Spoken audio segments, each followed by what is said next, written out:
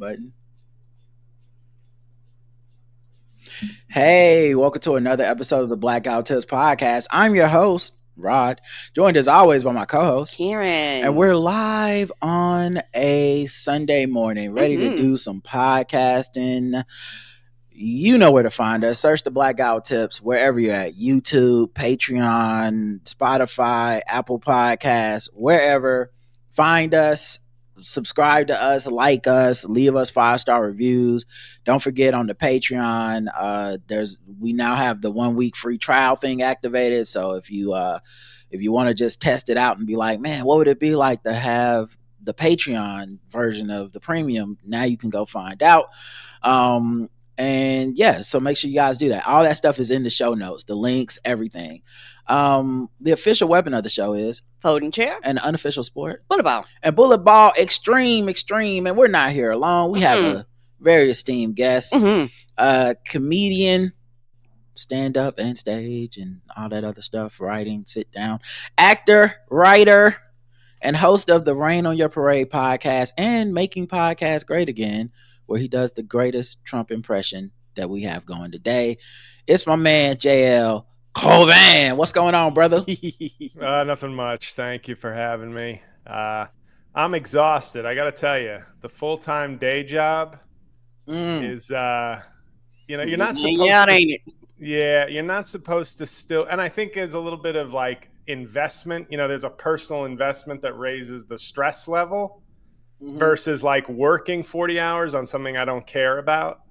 It's done, but I actually care and want to be doing the job well. And I'm like anxious about, because there's so much new stuff to learn that like, I feel like that's weighing on me.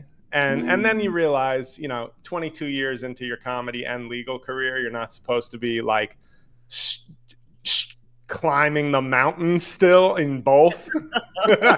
Like, because you're not built. I don't have the 26-year-old energy and enthusiasm. I'm just like, I can do one of these things and then I can nap. Yes, sir. Well, I mean, I think on the one hand, it's admirable what you're doing, and it's actually helping people, like stay in their housing and stuff like that. I mean, I'm rooting for that part. I mean, I get it. I understand. And I think it's also kind of a blessing, because if you were more successful in your comedy career, I feel like it would be a distraction to the people in the court, to some of your clients, to the judges, stuff like that. But since so many of these people are just like, who's a 6'7" lawyer that I've never heard of? So tall? I feel like maybe, you can just focus on just the work when you're at work, and then just the comedy when you're at comedy. Like neither has been successful enough to interfere with the other. That's right. And I will admit, my ego, not that my algorithm certainly doesn't show up on poor people in the Bronx Twitter and TikTok. Yeah. But my ego still hurts, where it's like, nobody knows who I am. Not Do you one ever try to person?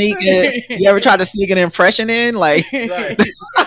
Your Honor, excuse me. Oh, I'm sorry. Did I oh, my bad. What was my blonde wig doing in here? What? This is crazy. Why am I in a suit? Yeah, you show up, you do Al Pacino and Devil's Advocate, like where does this music come from? This landlord is an absentee landlord. Wow, that was too on the money, actually. Yeah. Like, you should have a career in comedy like that. Have you it's been a few weeks. Have you been able to be funny at work yet? Or are you still in this is very few months, yeah. Yeah, and a couple of, not in court, and just when talking to colleagues, like generally, yes. But, it's 30-year-old JL at the law firm making everybody just bowl over laughing. Those days seem to be over. Wow. I get some chuckles, but but yeah, so you haven't now. Is it because you just haven't unleashed as funny as you could be, or is it just you're like, this is a different crowd, they wouldn't think I was funny even if I tried? I think it's both, because I have gotten some laughs, but I really keep it like, I'm not trying to branch out into like, hey, if I can think of something like witty about this judge or this thing we're talking about, but I don't just go, hey, everybody, you ever wonder about blah, blah, blah? You just come in and start doing 10 minutes of a set. Right. You're like, yeah. What else? Where's everybody from? What did you eat for lunch today? Where you from, man? What you do for a living? Oh, shit. Same thing I do. That makes sense. You're a lawyer? Whoa, this guy's a lawyer. Yeah. Look at him all official and shit. Can somebody put text underneath me? You're just in the break room, like, just broke up with my girlfriend today, man. Oh, anybody going through a breakup? Anybody going? But yeah, man, that's I mean, it's cool though that that is helping people. So if you could be doing something else that's not comedy, I think something that helps people is right up your alley and, you know, kind of dope. I'd like a 6'7" advocate when I enter the courtroom. You know what I mean? Yeah, and you know what, J-L, cheering for you is like cheering for fantasy football. Is you have conflicting interests. Cause like I want people to be taken care of, but I also want you to do good in your comedy career, even though you're trying to kill it. So I'm looking like, damn, my man is like -2, but if this dude on this other team, right? It's like you rooting for somebody to score a touchdown on the Panthers. Yes. Hey.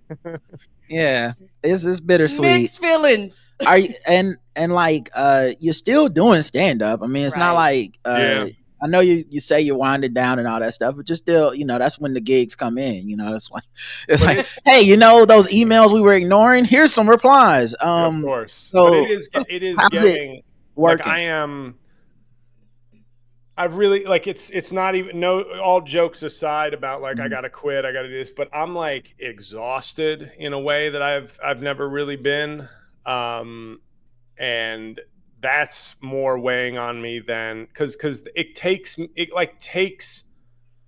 gearing up for a show. You know what I mean? Like I don't do drugs, I don't do anything like that, so I'm just like I go through this process. I book a show. Then I spend a month stressed over selling tickets. Then almost every gig for the last several years, I will be texting Laura like the day I'm traveling going, why am I doing this?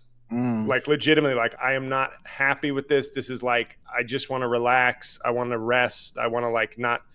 Then I do a gig and it usually goes really well. And I feel good for like 5 hours. I'm like, that's why I do it. And then I'm traveling home, and by the time I get home, I'm like, why did I do that? Yeah. So it's a very exhausting, and then you're like, and I just spent up my free time, you know, because I basically now have to use vacation or weekends. Right. So then it's like, get home Sunday night, and it's like, oh, shit, okay, yeah, work tomorrow. Let's go. Right. You know, and at 26, 28, man, I was like American Psycho. I was like up at 5 a.m. working out, work, 2 open mics.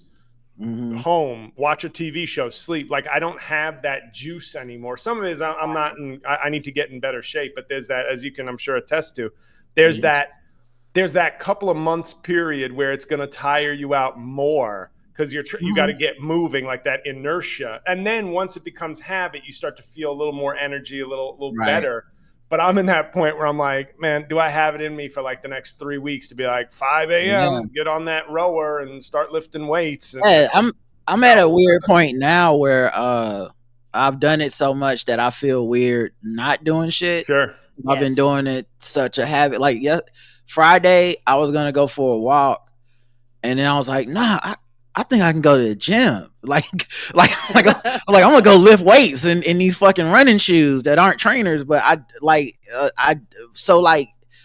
it is a mental thing, and you're right, because for a long time when I started, when I didn't have a trainer, it was very difficult to get into that habit.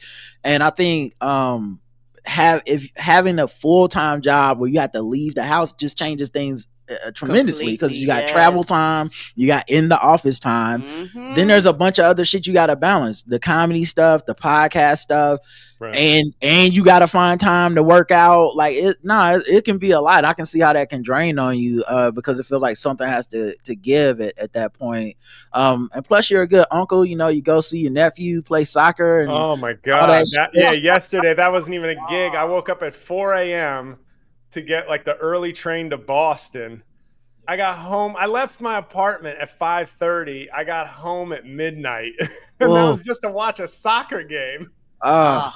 Man, I remember them days of my niece watching them play bad basketball or bad whatever. But you're like, I am gonna be here and I'm going to support. But your nephew's pretty good though, right? Oh, he is. Yeah, he's started for his college team as a freshman, which is good. And they tied a team that's like pretty good in their league yesterday. So it's funny. I seem to not be able to go see wins. Like I remember a couple of years ago, I was on like a 5-game tie streak.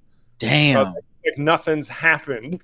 Soccer's the hardest sport for me as an American to judge because I'm so used to like a victor. And I'm so used to knowing what I'm watching and being like, this is good. This is why this team is winning.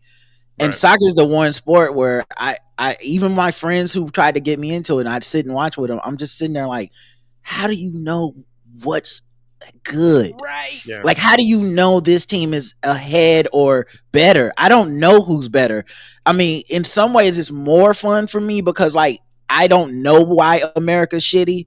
I just know that America's not as good, but I'm like, I don't know. They're kicking the ball too, and it's 0-0, and I mean nobody's winning. And my friends who know soccer are like, oh God, we're fucking getting destroyed right now. And I'm like, it's 1-0. Anything can happen. A random kick can just go in the fucking thing. It all looks like fucking marbles to me. Right. And I think that's the problem with soccer also. Like hockey, obviously, I've gotten into hockey the last couple of years, and it's like, you can have some of that in hockey as well, but it's so fast and physical that like if a score is like 1-0 or 2-1, but it is like nonstop action, much like the new Paul Thomas Anderson movie. I just listened to your review. I was like, when's he going to mention Sean Penn? And then you gave him his. Oh man, you gotta save him. You gotta save him for last, bro. That motherfucker right there, bro. He don't win something. He better win something, dog. Like definitely get nominated. A lock. I think he's because it's just. You know. Anyway, not to get distracted. Did you feel? No, fuck that. Did you feel the Did you feel like he was doing a little RFK Jr.? I think, well, I heard, that's the thing. That's so funny you bring that up because I was listening to the New York Times podcast yesterday on my way up to Boston, and he was the interview. So it's like a 50-minute interview with Sean Penn. And I was like, oh, I think from the smoke, like that's the thing, from smoking and being so intense, I think that combo has just made him kind of this. Like, okay. I'm really tired and my voice is sore all the time. Whereas Robert Kennedy, it's like somebody's killing him. Okay, yeah, because I was like, is he channeling a little? Not enough to be. No, I thought the same thing. Some of the weird lip movements and like that. But anyway, he was fucking great, man. God damn, he was great. You brought up his walk, and when I left the movie, I saw it with a friend of mine, Pat, who used to be like big in comedy as well. But I said to him, the walk was so perfect because what he was capturing was he was like half military dude, half loser cop. Yes. Like his walk was like half military, like, but also kind of like a loser cop who like patrols his neighborhood. Not even a cop, like a neighborhood watch guy. He had like half, I'm like a general, and half, I'm the loser neighborhood watch guy. Like somehow the insecurity and overcompensation was just palpable in his every fucking breath. Like everything he did was like perfect. Said it's almost. Do you like black women? I love. Like it was so hilarious and creepy. Dude. And then just walks away. Like, do I think Paul Thomas Anderson might have some fetishism issues? Maybe. Definitely, but it still loved that fucking movie, man. That was, and I walked in. I'm not gonna lie, dude. Walked in with my arms folded because everything on social media was acting like Sinners didn't happen, and it was like, so this is the greatest original film piece we've ever seen in the history of movies. I was like, that's why I made the joke. As soon as I saw those, I said DiCaprio hasn't broken character from Django. He's trying to take out Sinners. Dude, I was so out because I walked in there. What kind of movie I want? Yeah.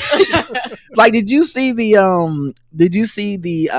don't know if you saw the tweet from like, I don't know, the film company that produced it, but it was like, see it in every format, 4DX, 3. And I said, Motherfucking Sinners did that. Ryan Coogler literally that was like 3 months ago that we were like, no one's ever done this before. And we're now 3 months later and we're like, no one's ever done this before. It's like, what is happening? So I feel like, Sinners and they're gonna have a fucking head to head at this Oscars. And it's tough. It's tough because, all kidding aside, my 3 favorite movies of the year, like by a mile, basically. Though I'm a weirdo who really enjoyed the Will Ferrell comedy on Amazon with Reese Witherspoon. I thought that shit was hilarious. And people were like, this sucks. I was like, I gotta watch it a ton. But my 3 by a mile, there's just 3. It's so easy for me. Is Warfare, Sinners, and I keep wanting to call like Just Another Battle. Oh yeah, I keep forgetting the title. It's like a battle again, another battle, another. It ain't go again. Yeah, but like to me, Sinners is one of those. It's where I'm like Michael B. Jordan, his best performance, I think. Delroy Lindo, probably. Like if Sinners gets that 8 to 10 package of nominations, the problem is, and I mean, race war, like Supreme, it's gonna happen. Is like every category, Sinners will get like a justified nomination. There's gonna be a possibly better argument for everything in this movie. Like Paul Thomas Anderson. He's been like, now he's like a middle-aged, established directing star. It's his turn. Not to say he gets it just because it's his turn. Right. No, the movie would earn it. But yeah, I know what you're saying. Coogler, it's going to be like, how can you not give it to Ryan? It's like, well, the movie's really good and it's his turn. Like it's the double. And then Delroy Lindo, great. Great. Yeah, I don't know anybody who's given a better performance than Sean Penn. Dog, that's crazy. I know. Like I left the theater worried. You know what I'm saying? I was like, Larry Bird just put up 50. Dog, with the jacket on. I don't know. I don't think he's not that good. He walked into the motherfucking All-Star 3-point contest with the jacket on. Was like, y'all all playing for second place. Right. Right, put his finger up. He just put up his finger and walked away. Yes. With them booty shorts and flat ass hard Converse with no arch support, and was like, you know what? Put up a wooden bucket. I got this. Like that. I'm sure. It'll be competing like what white guilt versus the esteem of a white man making a revolutionary film. It'll be those conflicting like thoughts in the Academy. I think like, do we reward this black excellence and everything that meant with the box office and everything for Sinners, the even Coogler getting the rights to his own film back from the studio, like it means something. And even like the head of the studio is saying it means something, like this is a black film and that's why he should get the profit. But then nothing can make white people prouder than a white person who's like, I get it, right? Like, and I feel like Paul Thomas Anderson gonna get the I get it bump, the like, because that's who I like. It allows the Academy people to be like, that's who I am. Now the thing that has changed in the Academy, I think a lot of the analysis of the Academy has not caught up with it yet. When they opened up all that extra voting and let all those other black and brown people in, it has shifted some of the who's gonna win calculus. Because I think when it was just all white, you could be like, okay, the white guilt vote, they got it this year, or some years the white backlash vote, like, you won't be winning. Now I'm not sure how the numbers are gonna shake out, but those two films to me they're gonna be at each other's necks, and the online race war is gonna be insane when these fucking Oscars pop out. Can I give you the JL's worst prediction? Yeah, go ahead. Everything, all the Paul Thomas Anderson basically sweeps it, defeats him, except for one category where Tiana Taylor loses to Haley Steinfeld for best supporting actress. Right, that's my nightmare scenario. Yep, that's the one. And then we pull up on the Academy like January 6th and burn that shit down. You like, man, I mean, and then I'm in the background like, I mean, they had some points, but points were made. I'm not gonna burn it down, but I understand. It's like after I saw the Mahershala Ali race movie. Oh, great. Yeah, everyone on Twitter hated it, and I saw it after the hate wave or whatever. Oh no, I saw it before. I'm sorry, I saw it before I knew everyone was gonna get mad. I saw it in the theater, and I walked out. I was like, "Fuck, that was a good movie, man." And then later, I saw this man lied. His father was a racist. This didn't even happen. He couldn't teach a black man to eat chicken. I was like, I cried during the chicken eating scene. I thought it was racist bonding, you know. So that was a difficult one because you couldn't really. It was like almost separate. Instead of separating art from the artist, it's like separating artists from the guy who wrote the movie. Right. They were good. They were good, and the movie was entertaining. Great performances, but apparently none of it's true. But whatever. I mean, I don't go to the movies. It's not a documentary. It's not. F1. Actually, I should say F1 is 4th on my list. It's not as distant. F1, I'm doing that thing where I don't think of it as like prestige because it was so fun. But F1, that's my top 4. But Warfare is good. HBO, and that movie is like I gotta watch that next. Crazy intense. F1 was so good because I think what these some of these better directors are doing is just leaning into the theater experience, and I think that's just so smart because you can actually get people to go to the theater if you make sure that they understand that this is a theater movie. Right. And not something you could just watch on your TV. You're not going to get the same experience. Yeah, because the studios have really killed they've killed the theater experience with their streaming apps. Yes, and they'll be like, why don't you come to the theater? People be like, well, you cut the time from like 3 years to 6 days. Why would I do that? This doesn't make sense. What's really telling for me is superhero movies. Yes. Because superhero movies aren't making what they were making at the box office. And when they're in the theater, you can see, especially online, the general opinion is like, oh man, it's bad. Who wants this? Who cares? I'm not gonna see this shit. Or look at the box office. No wonder that they need to just wrap this up. But then when it comes to streaming, there becomes there's like a new surge online of people being like, hey, Thunderbolts is actually really good. Yes, and then all of a sudden they're putting they're putting clips from the movie to be like, oh, this was really cool. Look at this and this.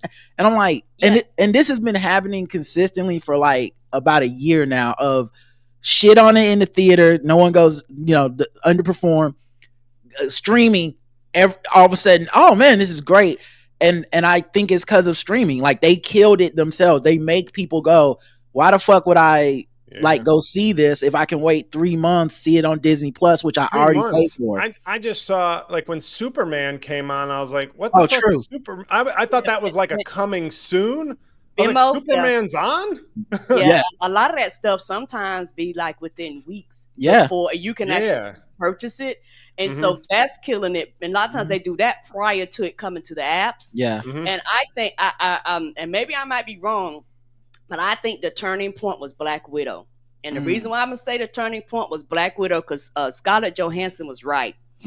Because they did not put it in the theater. Was it that the one they didn't put in the theater? Yeah, they didn't put it in the theater. Right. They did not put it in the theater. And it ended up being the #1 streamed and pirated movie on Disney Plus. And for me, she sued them over that, right? Yeah, she got paid.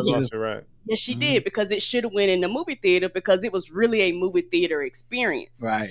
And so I think that was kind of the turning point for me there to show that once this shit hit the masses, they love it. But because that was definitely one. But see, I think the difference is since it never went to the theater, it never really got that, like, the hate. Because what I'm saying is there's a cycle of like hate that happens as the movie's in the theater, which is a bunch of people, in my opinion, rationalizing not spending a bunch of money to go see a movie, which is totally fine. But, it becomes like, this must be a shitty movie, which is different than I just don't want to see it. It's no, this is shitty. But once it's available streaming, it's, oh man, you know what, man, this Fantastic Four, it wasn't bad. It wasn't bad. And so I think these other directors that have some cachet have managed to find, I don't even want to say it's a loophole. I mean, James Cameron's been doing it for fucking 10 years now. Yes, he has. But it's just make the theater experience good. Make it for people to.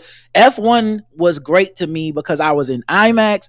I sat near the fucking front, and I felt like I was in that fucking car when that motherfucker was floating at the end, and it, like honest to God, I felt emotional that he was in the zone. I was like, God damn, he in the goddamn zone. He was talking about, and that can't. I know people will feel differently, and maybe their houses are set up different than mine. You just can't do that at your house. You can't. It won't be the same. You will be like, oh, it's all right, but you won't. Like I don't. Like it's my defense of the Avatar movies. Yes, you don't have to like them. You can hate them if you want to, but if you didn't see it in the fucking theater, I don't give a fuck about your opinion. There's only one way to see that movie, right? It gotta be the IMAX. It gotta be the 3D. Yeah. You need the whole fucking James Cameron experience, or else you're just some motherfucker at home watching the flat screen. And I think Sinners has done that. Paul Thomas Anderson did that. F1 has done that. I didn't see Warfare in the theater, so I can't speak to that experience. But like, I don't think these other ones did it. Yeah, you don't need the theater. You just need to put your phone away for 95 minutes and be like, it is a 95-minute experience. Like it's the most intense war movie I've ever seen, and it has a message that is very clear at the end of the movie, but like it just presents it to you. It's not like there's no score, there's no like the message, war. It's like it's just it's very unique. It's really just, and it's one of those movies where I'm like, yeah, that's in my top 3. Not sure I'm ever gonna watch it again. Oh yeah, I hear you on that. Did you watch The Phoenician Scheme by any chance? The what? Wes Anderson, The Phoenician Scheme. I'm sorry, I hate to say it. I can't stand Wes Anderson. That motherfucker, The Phoenician Scheme feels like a parody of Wes Anderson by Wes Anderson. Yeah, he's like meta now.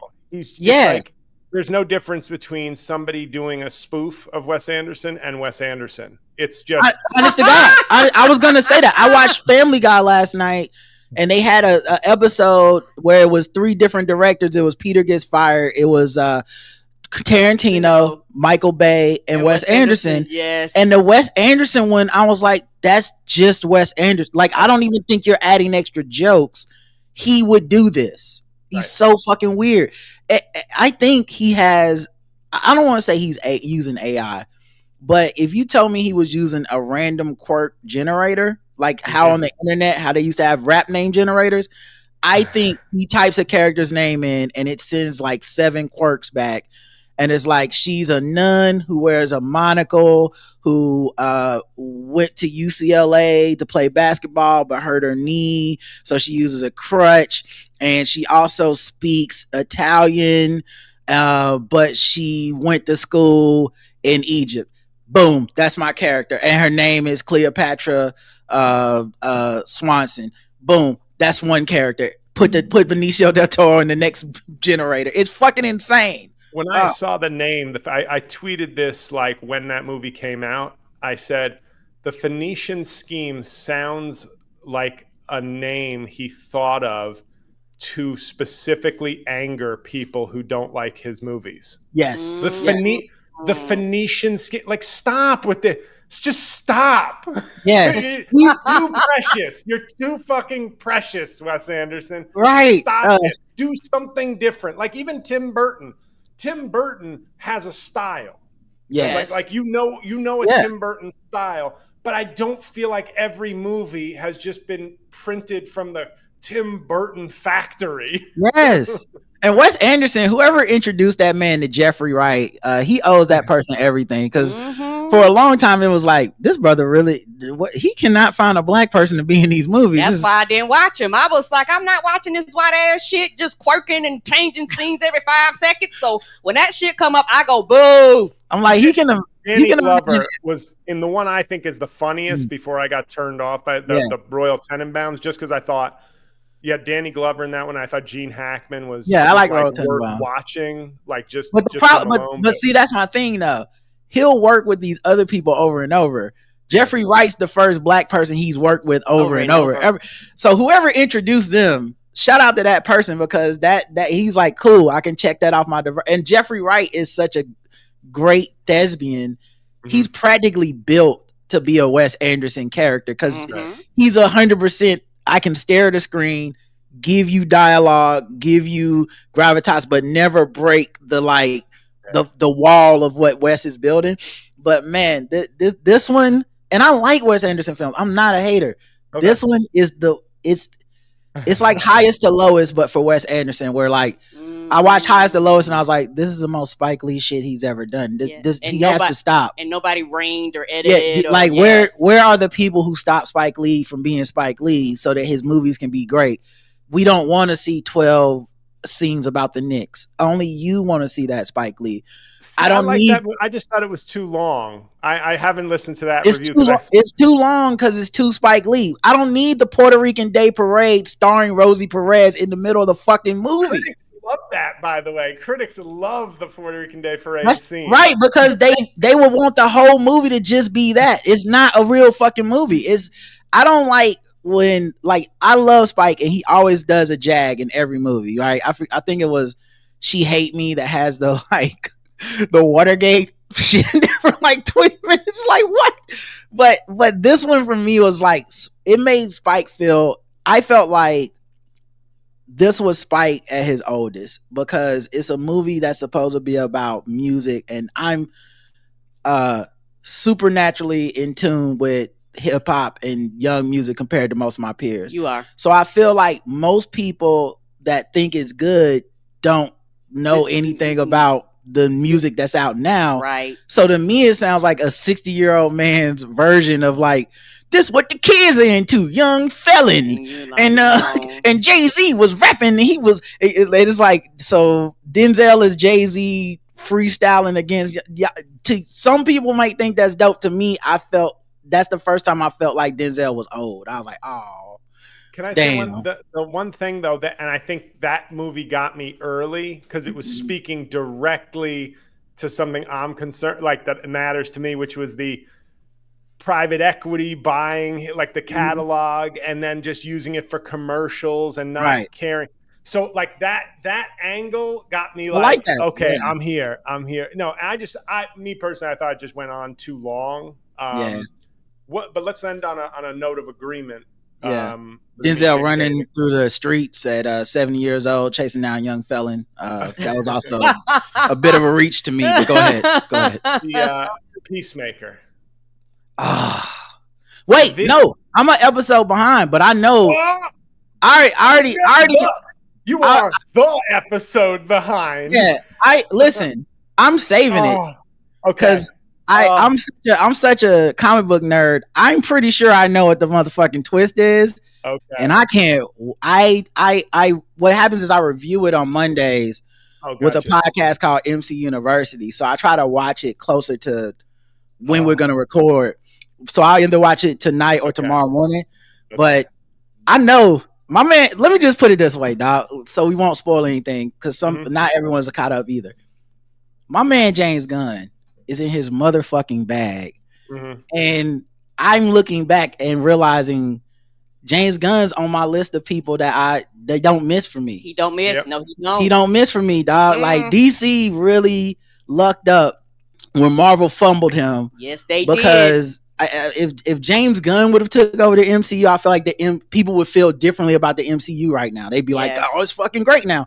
He is murdering it over there, and he ain't afraid to tackle some like icky shit, and that's why I fuck with him.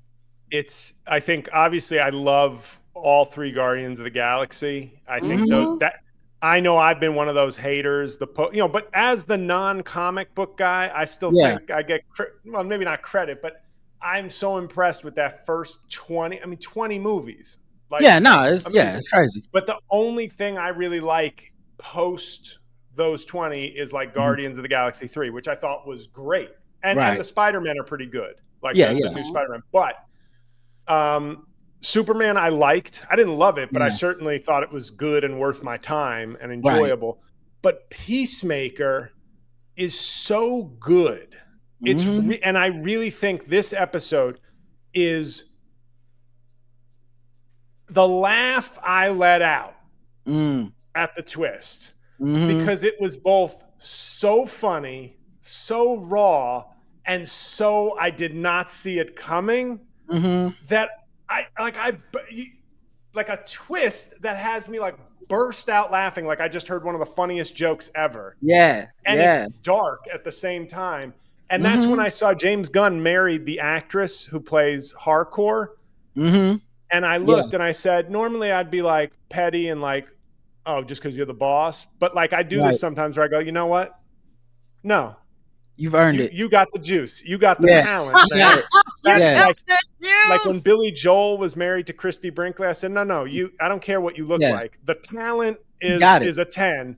And that's how I felt when I saw Wicked. And I thought, before I hated Ariana Grande, I was like, you break up families, you're horrible. Then I saw the movie. I said, you know what? You get one family breakup. Listen, freebie with that talent. She earned that shit. When she hit that shit with that hell. Hey man, listen, because I went into Wicked. I think I got the screener for it. I didn't see it in the theater because I was like, it's a musical. I probably won't even enjoy it. Blah blah. And then I saw it with the screen. I was like, fuck, I fucked up. Yes. That was so good. Yes. That was so good. She is a little ball of talent. Like she's just insanely talented. And then Cynthia Erivo, it has nothing to do with breaking up families, but like her voice is so, the only word it's so clean and pure and powerful. I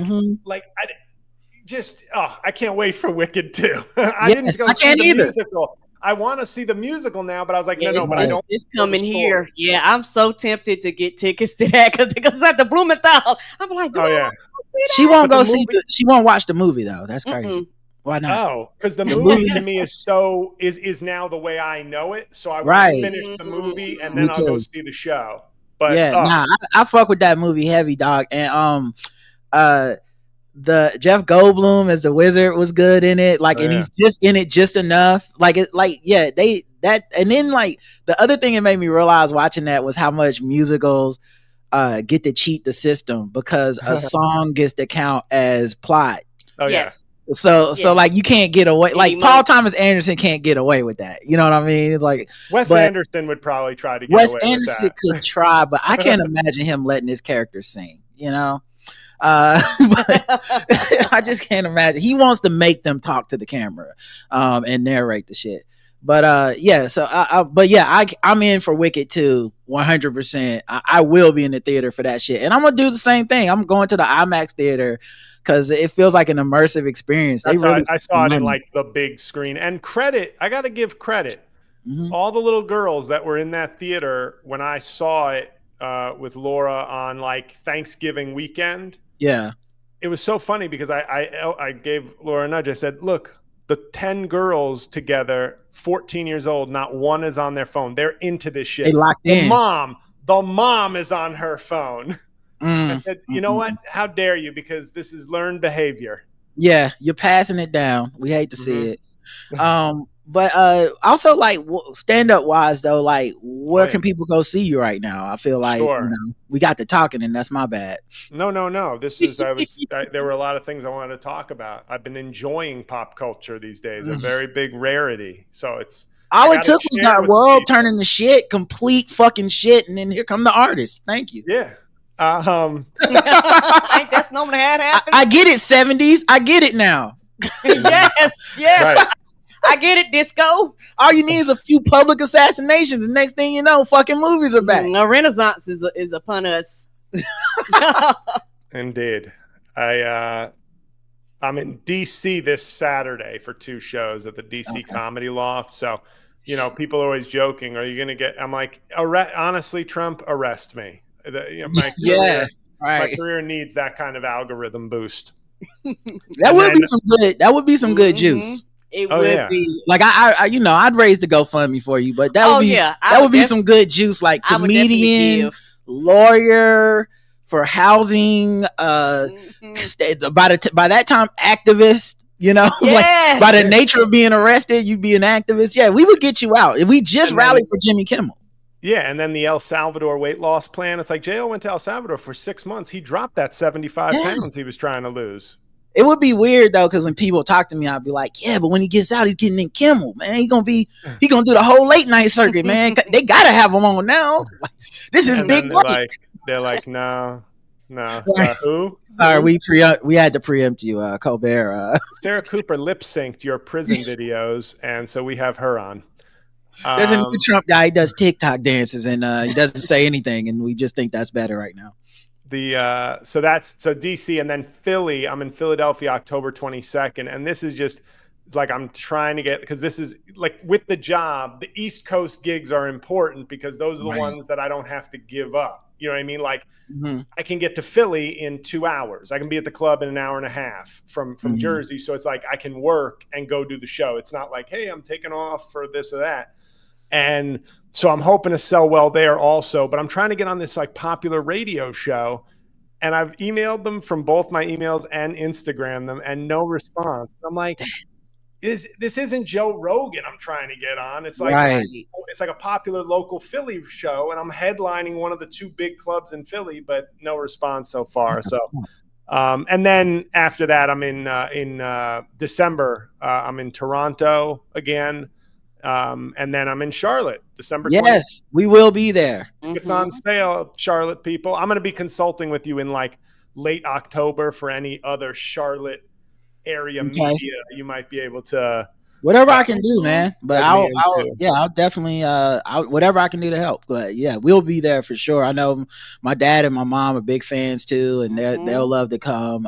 Excellent. We recently saw Sidney Castillo at the same venue that you're going to be at. Oh, okay. And that was a great time. Unbeknownst to me, my dad and my mom, they're huge Sidney Castillo fans. I know him as a friend and coworker from Game Theory. Right.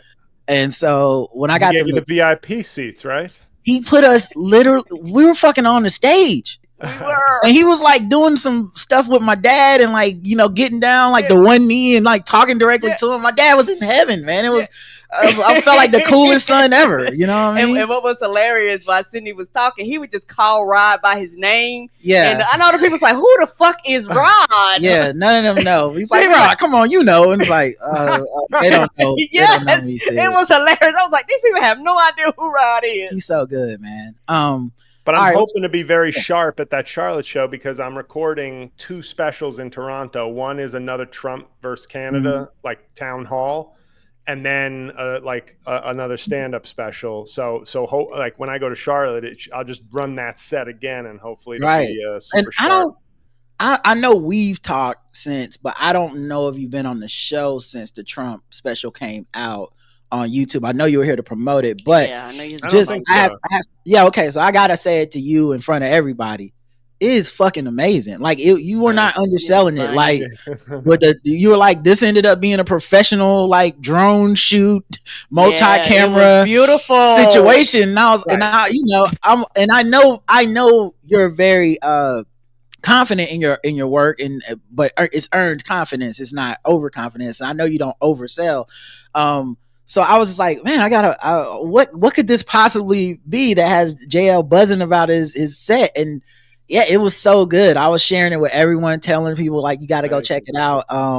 And just, once again, never breaks character, so riffing off the top of the head, and still being funny, and does the thing that I think is one of the hardest parts of Trump thing is because I think a lot of people pull up a little short because they don't want to like piss off the audience or lose them. But I think I like when you go a little too far and lose the audience as Trump and then get them back, because to me, that is Trump. The experience can't be too gentle or else it's not authentic. It can't be just like, what are you okay with? Like the one joke, and I got a couple complaints in the comments on it, but was when I said, you used to have strong conservatives like Chris Benoit, who was a wrestler known as the Canadian Crippler, who did a murder-suicide on his family. Now, yes, I don't like that. But I'm like, if I'm going to be parodying Donald Trump, this is a dude who's literally murdering dudes in boats. So, and then somebody was like, that was really like kind of not classy. And I was like, I'm parodying the worst man on earth. I don't know how you thought I could maintain decorum for 75 This man was at a funeral where the widow forgave the killer of her husband, and then he went up and said he is not nice and would not forgive his enemies at a fucking memorial service, right? And then turned it into a Trump rally. That's if Obama had gone to the church in South Carolina or the trial and said, yes. Actually, fry that motherfucker. Yeah. I don't care. Sorry, church folk. Sorry.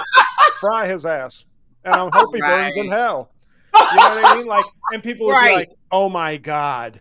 Oh my God, Obama. The worst thing is, oh my God. Beneath the presidency. Beneath the presidency. They thought a tan suit was beneath the presidency with him. So that show you where the bar is. It's honestly amazing. This is one of the biggest our lives. Well, I'm about to hit the music. Give me a second. We'll be right back. I didn't know she was black until a number of years ago when she happened to turn black, and now she wants to be known as black. People have got to know whether or not their president's a crook. Well, I'm not a crook.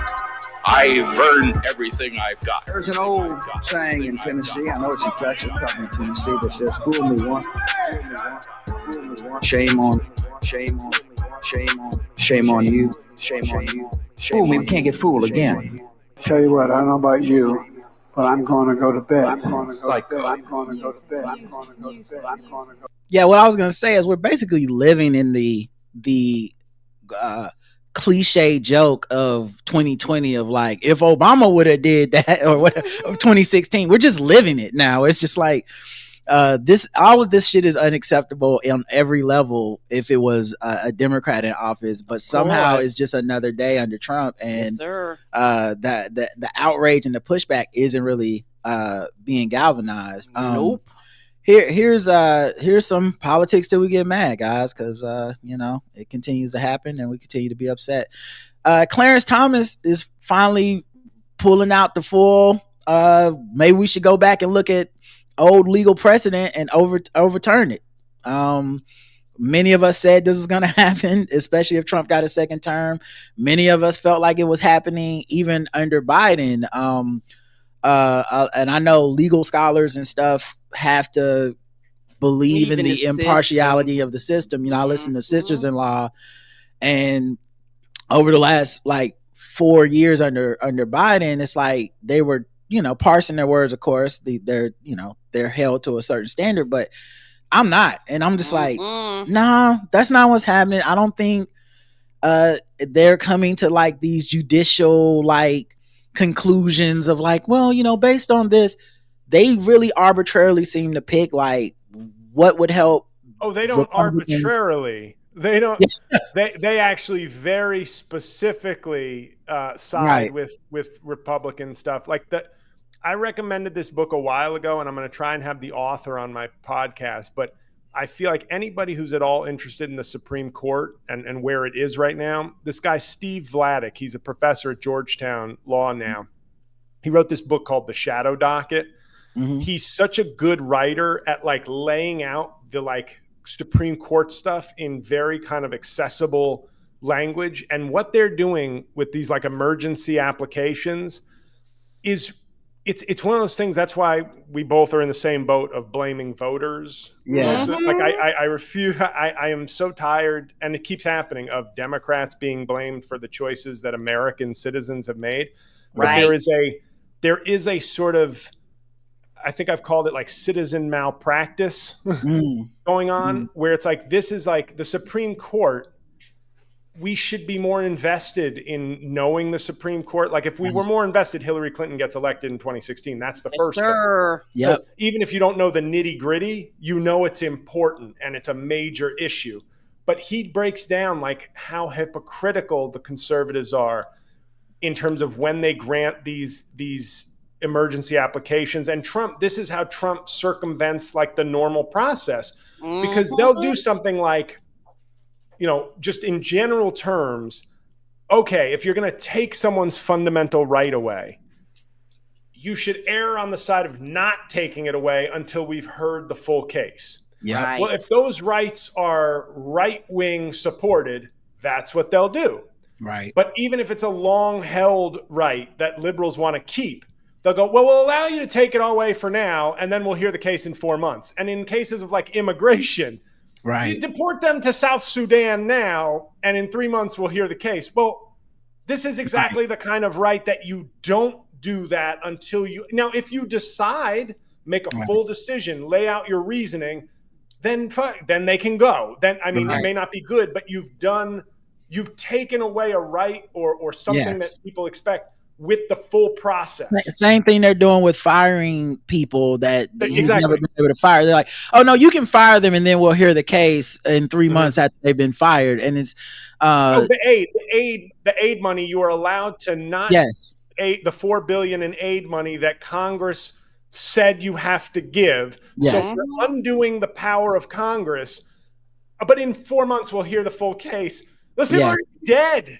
Those people meanwhile, under Biden, when he had to try several ways to get like just student loan debt forgiven, and each time they're like, whoa, president can't just do what they want to do. You can't just do anything. And it's like, but with Trump, they're like, you can do anything, and then we'll think about what we're gonna say about it later. I feel like Democrat voters and the people that hate Democrats, a lot of times I think you would be very familiar with it, and that's why you picked up on it early, because they're kind of like fans of your comedy. By which I mean, the amount of times I remember during Hillary running, her being like, the Supreme Court is on the docket. Like, this is on the ballot. You guys need to vote for me. He will get the pick. The next president picks 2 to 3 Supreme Court justices. And I do remember even like friends being like, well, she never brought up the Supreme Court. I was like, but she did. Which feels like, you're in my city? When are you coming to Philly? And you're let me know when you're in Denver. First of all, I don't know you. I have a website. I have 980 social media accounts. I can't do individual outreach. Like, if Hillary Clinton has to knock on 100 million doors and say, by the way, the Supreme Court, everybody, then we have no hope. That's it. You have to do a little bit. The information is there. It's very accessible. You got to take one step. And that's the thing about our culture in general. This is why I'm always kind of wrapping up comedy, social media, politics, culture. We've all kind of just been like, well, I just scroll, and like, that's, if you don't reach me on the scroll, I just assume you're dead or don't care or don't exist. And it's like, we used to do 10 steps to get the information. Now we won't do one to get vital information. Vital as a life of our country. I feel like one step. As a movie fan, you must experience this too. It's like when a movie doesn't do well at the box office, and I see people online say stuff like, well, I mean, they didn't promote it. And I'm like, that's not true. That's not true. Like there are some movies that really that maybe just they're going straight to streaming, but in general, they always promote it wherever you're at. If you're on Amazon, if that's the studio that fucking has the movie that's going to be in the theater before they'll fucking put it on every ad. If you're watching TV, it's every fucking commercial, but you got to be watching the kind of TV they would show that, like they're not going to show highest to lowest on the country music channel, but they will show that on fucking BET or whatever, right? But it's just like, oh no, you're not paying attention. But most importantly, if you care about this, they don't need to promote it. You know where to go to find where the new movies are. You know what I say before every fucking movie now? Trailers. Long 30 minutes of fucking trailers. Yes. I know what's coming out. Even when I don't want to know what's coming out. Right. Movies I hate. Yes. I know Tron Ares is coming out. I don't want to see that bullshit. I be like, and some movies get so bad, you be like, I'll be glad when this bullshit come out. But at least I know it's coming out. But you know where I'm at? In the theater. Yes. Where they would show it to me. And so when it hopefully flops. I hope it does. I know there's going to be people that are like, man, they didn't promote that Tron Ares. I'm like, bitch, it was everywhere. It was goddamn everywhere. But I feel like that is also politics, right? It is, well, Kamala didn't say he was going to put the military in the streets of cities. I'm like, she did a lot. She did. Yes, she did. Here's a clip. Here's a newspaper headline. saying they don't believe that he's gonna do it and that she's lying about it. Like, we have so much evidence, but what do you do when someone's feelings are more important than reality? And I feel like that's something that has really, especially in the advent of social media with our cameras turned towards us, it really has taken over the world, where it's like my individual feelings and personal, like, whatever, that is way more important than what's happening to me. To me, Kamala didn't do shit because I decided I decided I can blame her more than I can blame myself. Right. The cycle is very clear what we do. I don't pay attention. I decide with little information that I prefer this person or that this person's worse. I turn out to be 100% wrong. And then I blame the people who were trying to help me. We are a country of people who sue the emergency room doctor. Like, and they didn't do any malpractice. They're just like, you came in here with type 6 diabetes, and I told you stop eating sugar. Then you went home and ate a cupcake and died, and now your family is telling me I didn't do my job. Right. Yes. Like, and I think that's kind of where Democrats are at this point. And meanwhile, they're like, I'd rather vote for the cupcake. Bruh. And that's the shit, I guess mentally, JL, that's the shit that pisses me off. And because I'm not a lawyer and I'm not a politician, I'm like, fuck you and that cupcake. Like, I just turn around and just snap at everybody and be like, you know, you need to do your part too. Yeah. Speaking of which, Joe Rogan has broken his silence about the Jimmy Kimmel suspension. Okay. He said, I definitely don't think that the government should be involved ever in dictating what a comedian can or cannot say in a monologue. That's fucking crazy. He also said the problem is the companies, if they're being pressured by the government. So if that's real, if people are on the right are like, yeah, go get them. Oh my God, you are crazy. You are crazy for supporting this because this will be used on you. Of course, Trump, who's been on his podcast, was celebrating the suspension of Jimmy Kimmel and then claimed that he would sue ABC for bringing Kimmel's show back. So that's directly about that. And he also said, as far as like them preempting the show with Nexstar and Sinclair Broadcast Group, all that does is help him and makes his show bigger. Talking about Kimmel, there's much more support. I'm sure there's a lot of hate as well, which is not fun. But at the end of the day, if the show comes back, he comes back to a standing ovation. Donald Trump tweets mean shit about him, and then the world moves on.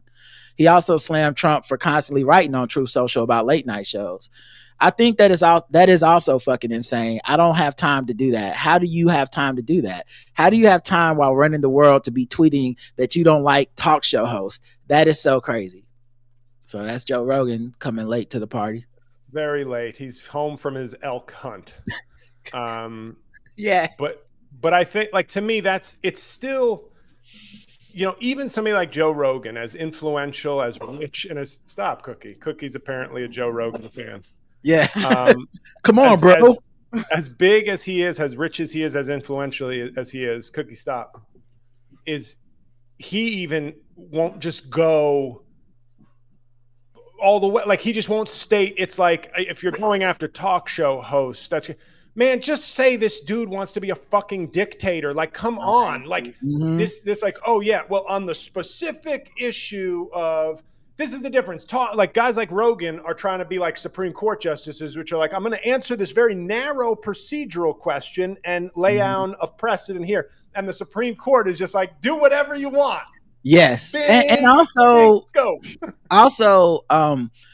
I think same thing, because I'm about to do Bill Maher too, but I feel like they're speaking up because it's affecting comedy. And it's like, here's the one place where I don't like people fucking with it. You know, like, their big thing against liberals was just, well, sometimes liberal people don't like the jokes we make or the topics we broach or the way we talk. And so now I'm all the way over here with MAGA. I'm all the way to Trump. And then all of us are like, Trump's not better on that. He's way worse about people laughing at him. And they're like, and they've been defending him for years and under the auspices of, I'm just for comedy and free speech. And here comes a guy going against comedy, against free speech. And I feel like they know they've been wrong this whole time. So many people have told them they're not ignorant. Bill Maher's talked about losing liberal friends and people won't come on the show anymore. So he knows that the reason they're not coming is because they're told him they don't want to go to his fucking show and listen and be smug about something they think he's wrong about. Right. And so now that it's Kimmel, it's, guys, Republicans, this is getting to authoritarianism. We got to slow it down. This is going to be fascism soon.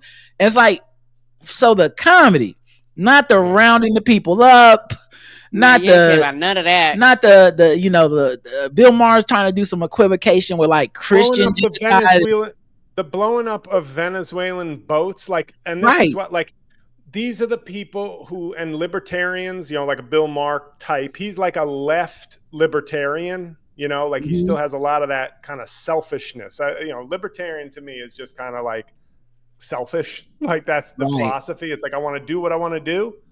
And that's it. Like, that's my political philosophy. Right. But also it's such a privilege. It's such a, it's such a privilege too, right? Because it's kind of like when he's on my street, now I'm going to say something. And their street is, comedy talk.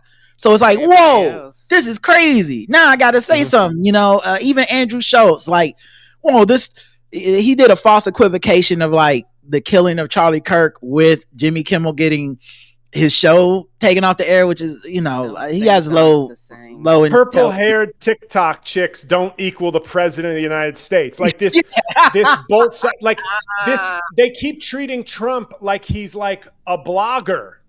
Do you know what I mean? Like he's the fucking leader of the government. He controls the most powerful country in the world. This chick on TikTok saying that Sydney Sweeney is racist or that it's white supremacy, not in the same planet. Not jail. Right. And like to use that TikToker or the idea of that type of TikToker for the last 10 years as that's why we got to support Trump. And then to only pull back when it's like, whoa, he got Jimmy Kimmel pulled off the air. This is going too far. Like Bill Maher making some declaration of real talk at the end of the show, like he's informing us that Trump, like, cut it out, guys. Now it's getting serious. Like, what? No, it's been serious. Everyone told you, but you didn't care when it was trans kids because you don't like trans people for some reason. You didn't care about Muslims or foreign people because you don't fuck with them. You didn't care about women's rights that much because you don't really fuck with women like that. You're more of a hire prostitute type of dude. Like, everything was just not you. It was never the principle of it. Because if you were as principled as you say you are, you would have stopped way before it got to you. You'd be like, no, you can't fucking blow up a boat full of people. No, you can't fucking jail somebody for protesting at a college. You can't just take away they went through all the right paperwork to be a citizen. You can't just overturn that because you're mad. You can't just deport someone to a fucking country they're not from because you don't like that person doesn't like you. That keep trumping up charges like on that Kilmar Abrego Garcia guy. It was like, yes, you just keep like having your people look for new charges. And you fired. Like all these things like but this is where it gets into kind of a citizen malpractice where I go, all these things you should care about a lot. Yes. Like, and there's too much hugging the flag makes me a patriot. No, the country, that's the real thing that we don't talk about is that half this country views patriotism as the symbols of patriotism. A bald eagle, peacemakers eagerly showing up is patriotism. Hugging a flag is patriotism. Standing for the anthem is patriotism. Benefiting, protecting people you don't like because the ideals and principles and laws and the Constitution are more important than your personal opinion. That's patriotism. Right. Like, but there is a half of the country, and the problem is the other half, or if you want to say like 2/3 of the country, half of that 2/3 just are kind of checked out. Yes. So you have a very motivated half or third that thinks patriotism is white, and I don't even necessarily mean all of it consciously, but it's white American go to church. It's not living church values. It's not defending freedoms of people you don't like. It's it looks this way, it feels this way, that's patriotism. And if you deviate from that, I say that is not patriotism, and the Constitution will mean what I feel it should mean, not what it means. Right. And we need the 2/3 to kind of, because the truth is, numerically, as big as they are, MAGA should always be a sort of angry minority party. Yes, they should. They should be very, very they show up. Yeah, and they show up and they're dedicated, and they pass shit down from generation to generation, and they have this, I don't care if it takes me 50 years, bitch, I'm going after abortion. That's them folks. Mm-hmm. We are the folks where, oh my God, what you mean I gotta go vote? Oh my God, what you mean we vote? You told me last time this was the election of a lifetime. Oh my gosh, you told me this was life and death 2 years ago, 4 years ago. Oh my God, when is this ever gonna end? Oh my God, you talking about voting again? Oh my God, I am tired of you pressing me. Yeah, I really want to find those people and shake them and be like, does this not feel like it was life and death to you? Does it, like, remember how you were like rolling your eyes at, I'm sick of hearing this is the most important election ever and all that shit? Did that not feel like the most important election ever now that our rights are being eroded? Now that they're attacking private citizens on their TV shows, and now that they're blowing up people who we don't even know have even committed a crime. Right. They're just killing them judicially. Like, now that, every week you're looking at the Supreme Court and going, oh, there's a right I don't have that I had yesterday. You don't feel like maybe that was the most important election? Right. And if we go back, I know you don't like I told you so, but you need a I told you so. If we go back all the way to 2016 when Hillary was telling you, and now we have Amy Coney Barrett and we have Kavanaugh joining up with the other justices, and everything's a 6-3 ruling. You don't feel like maybe she was right, that was also the most important election? How can you be so smug in the I told that you can't hear the I told you so? You're still convinced you were correct. Going after Comey and Bolton, this is just a start. Yes. Those men don't have a country. Mm-mm. Right? Like, Republicans hate them, liberal people hate them.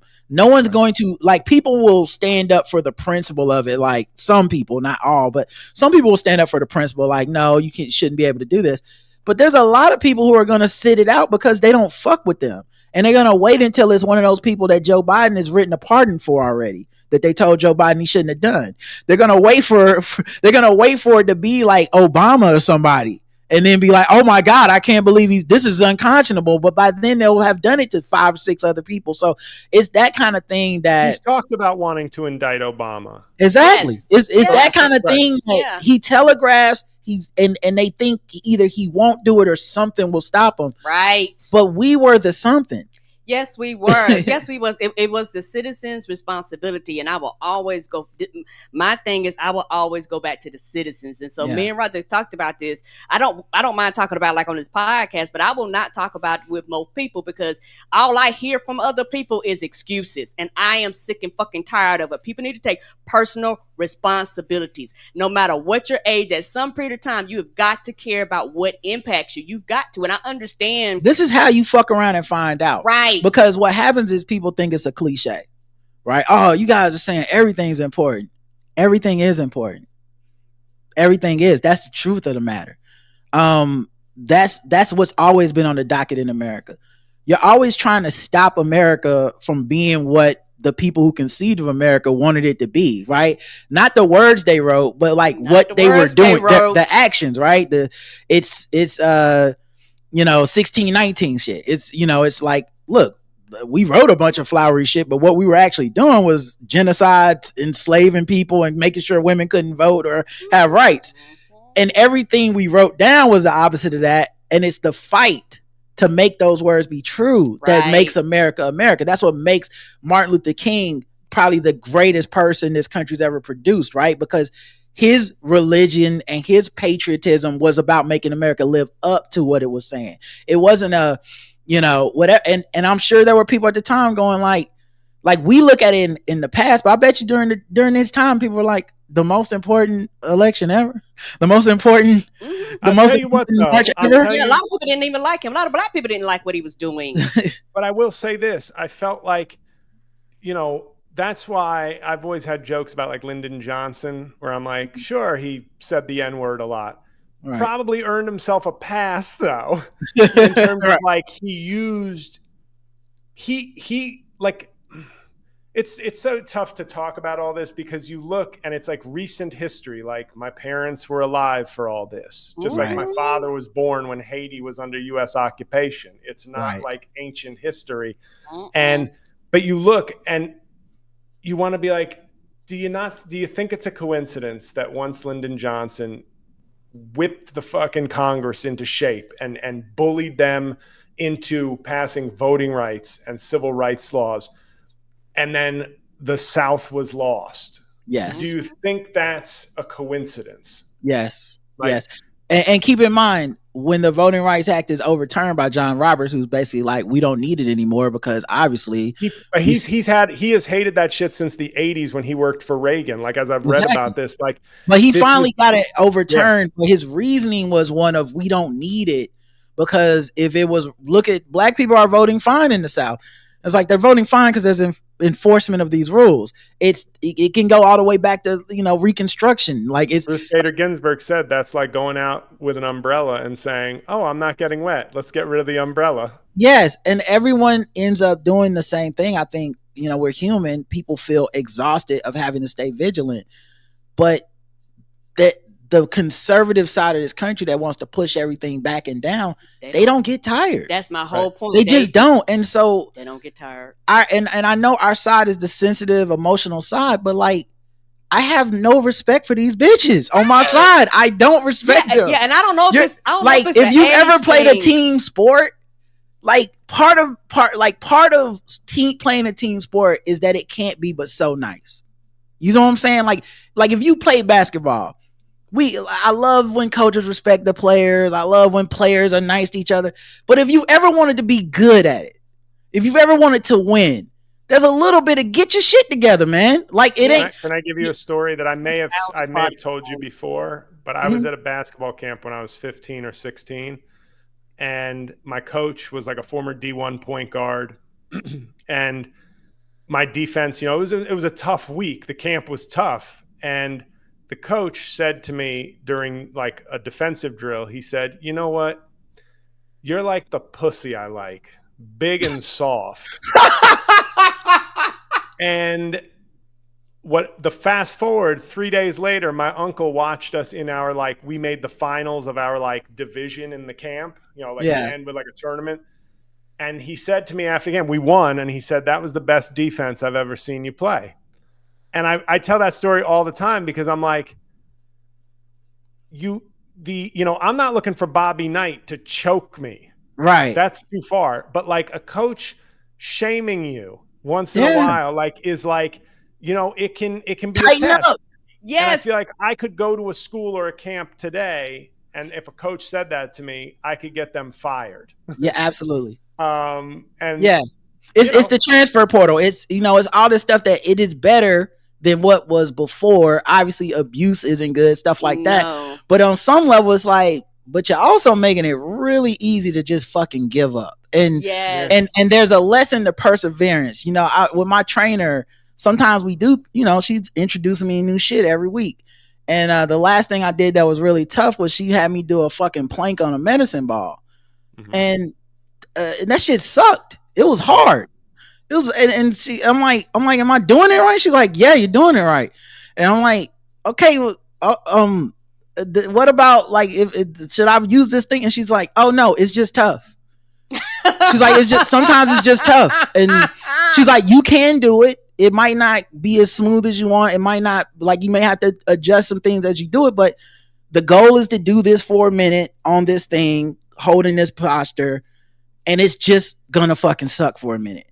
And that's the thing that I think are politically, that because like when you do hear the complaints about like the idea of the left, I'm not talking necessarily the Democrats and the elected official, but just the idea of this nebulous left, because we do want to be sensitive and we do want to like be empathetic to everybody. And that's the strength of the party. That's the strength of that movement. But there is a point of like, yeah, but we can't be sensitive enough that you just get to go home. Right. Like you gotta be sensitive and also a fighter. Like you gotta be a sensitive warrior. You gotta be like, hey man, I hear what you're saying. You're right. I would like for the solution to be there's no war. But the options on the table are less war or all out war. The tough thing to do today is to go less war. That's tough. Right. That's standing up right now. You might not feel great about it. You're never going to ever feel great about it, but you will have done the right thing. It is a numbers game. It is if less people die, I'll be better off. If going to the person who's like, I'm calling for a ceasefire, but I'm not elected yet. I don't have the power to truly pull this off yet, but wink, wink, help me get in here. Let's do this. And you go, fuck it, man. You should have said, I'm going to completely disavow this ally. And you go, okay, but the person who does win will go the complete opposite direction. Right. So like they have tricked themselves into thinking the quitting is being the tough guy. Yeah. You know, it's literally to make it back to the sports analogy, and Karen, you got it after this. It's literally if we're on a sports team, basketball team, and we're in practice and they're like run suicides, the guy who gives up halfway through and quits the team thinks he thinks he is the win. Like, yeah, I showed them. Because if you're going to make me run suicides, then I won't do anything. Fuck this team. And you're like, well, that doesn't make you the winner. It just makes you the fucking quitter. Karen, you got it. Oh, no, I was going to say, when you were talking about the analogy in basketball, it's like we're in a game and you get fouled and you turn around and you be like, I got fouled. And the ref was like, yeah, I called the foul. Like, my job, which is the government, is to say a foul happened. Here's the penalty. This is what happens when you get fouled. And the person goes, I got fouled. I'm not shooting my free throw. I'm just going to pack my shit up and go home. The game is over. Right. And everybody looking at you, but bitch, we need 12. We need 10. Where you going? Right. And they was like, but I got fouled. People go, yeah, foul. We're down. Like, it's America. We're down 2. Yes. We're down 2. If you hit these free throws, we can make this happen. Right. They're like, nah. Like in my mind, that's how I view it. And you're trying to explain to them, but we need you, right. And being fouled is a part of the game. And it's right. Like a lot of people on the left, they don't want to get fouled. Like they don't want anything bad to happen. They act like everything is supposed to be sugary. Everything is supposed to be sweet. Everything is supposed to go your way. You're not supposed to have no hardships. You're not supposed to be sad or depressed. And you're not supposed to feel any of those feelings. And that's not so. And we got spoiled because Obama was Shep from above the rim, you know? That's how we got spoiled. Like he showed up in some khakis and some work pants and some work shoes and dropped 50 on the Republicans while the rest of us was like watching him get flagrantly fouled. And now we're in above the rim too, going like, so when we gonna get another Shep? And it's like, no, bitch, that was a one-time thing. No one's ever doing that again. One-time thing. Birdie was shooting people after. It was crazy. He was. You went down. Trump is Birdie. Trump is Tupac in this. Okay, all right. You get the last word. One other thing, just to keep the sports metaphors going, because I have been thinking about, you know, my congresswoman is right now running for governor, and my congressional seat opens up if she wins. And I've been talking to some people and considering throwing in, because I figure in the age of Trump, a half Haitian history major who went to law school, who's also a comedian who mocks Trump, kind of hits on a lot of things that he's destroying or insulting or afraid of. But the analogy I would make to voters is like football, and football being the most popular sport in America, I think it makes more sense. Everybody wants to be a quarterback, or everybody wants to root for a quarterback and have the quarterback throw it 60 yards to your wide receiver for a game-saving touchdown, and that's football. Right. Voters are offensive linemen, and anybody in football will tell you, you don't have a line, you don't have a team. No, you do not. And that is what we are, and that's why being an offensive lineman fucking sucks. Right. Yes. Because it is 60 minutes or 30 minutes of just pounding and trying to move and protect and advance. And a great offensive line can carry good players to a championship. A bad offensive line can destroy good talent. You could have Patrick Mahomes behind a bad left tackle, and you could have a broken Patrick Mahomes instead of a Super Bowl. And I feel like that is the way people need to view their responsibility. You want to. It's not even that they want to be the quarterback. They just want to wear the Trump jersey or the Biden jersey or the Obama and just go do it.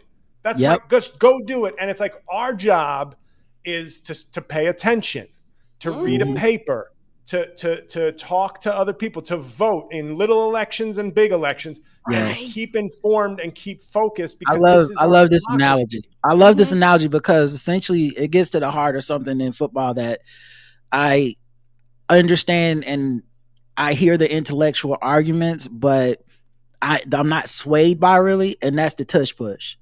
I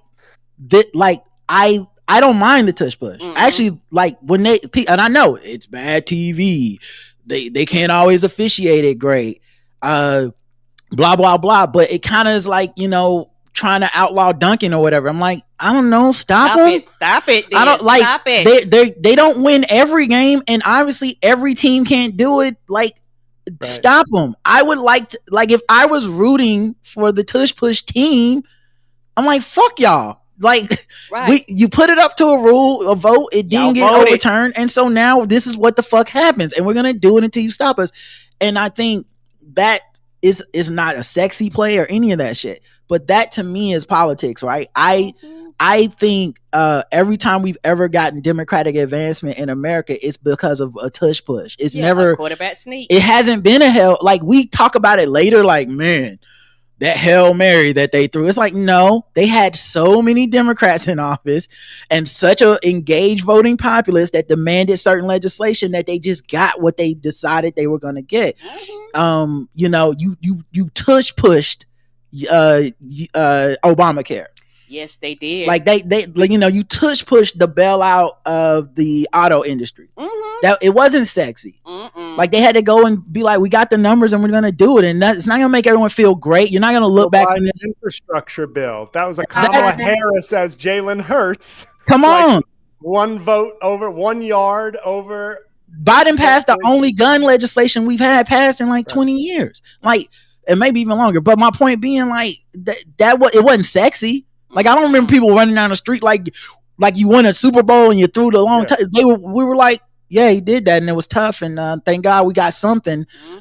Imagine when we could get with an engaged public that puts their fucking votes where their mouth is, because the answer for all this leftist shit is always going to be more Democrats. It's never going to be do it with less. You're not my grandmama sending me to the store to get her some Newports and a Pepsi and some bacon and some starch with not enough money and be like, make it enough. Like, no, you have to give me enough money to bring you back to change. And we as a society have decided that Democrats need to, quote unquote, make it enough, because it's not our responsibility.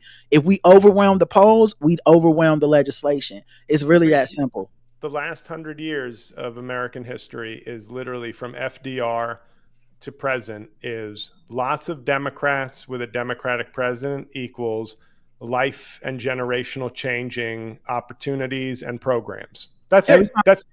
And you can always point to but FDR excluded black people, of course. I am not one of those, this, I'm not one of the, I spoke about it on an episode. Like, I am by no means an abandoned trans people. I may reframe the debate and ask Republicans, why don't you think trans people deserve basic human dignity and rights? Then I'll talk about sports. Right. You can't jump right to sports if you don't respect them as people.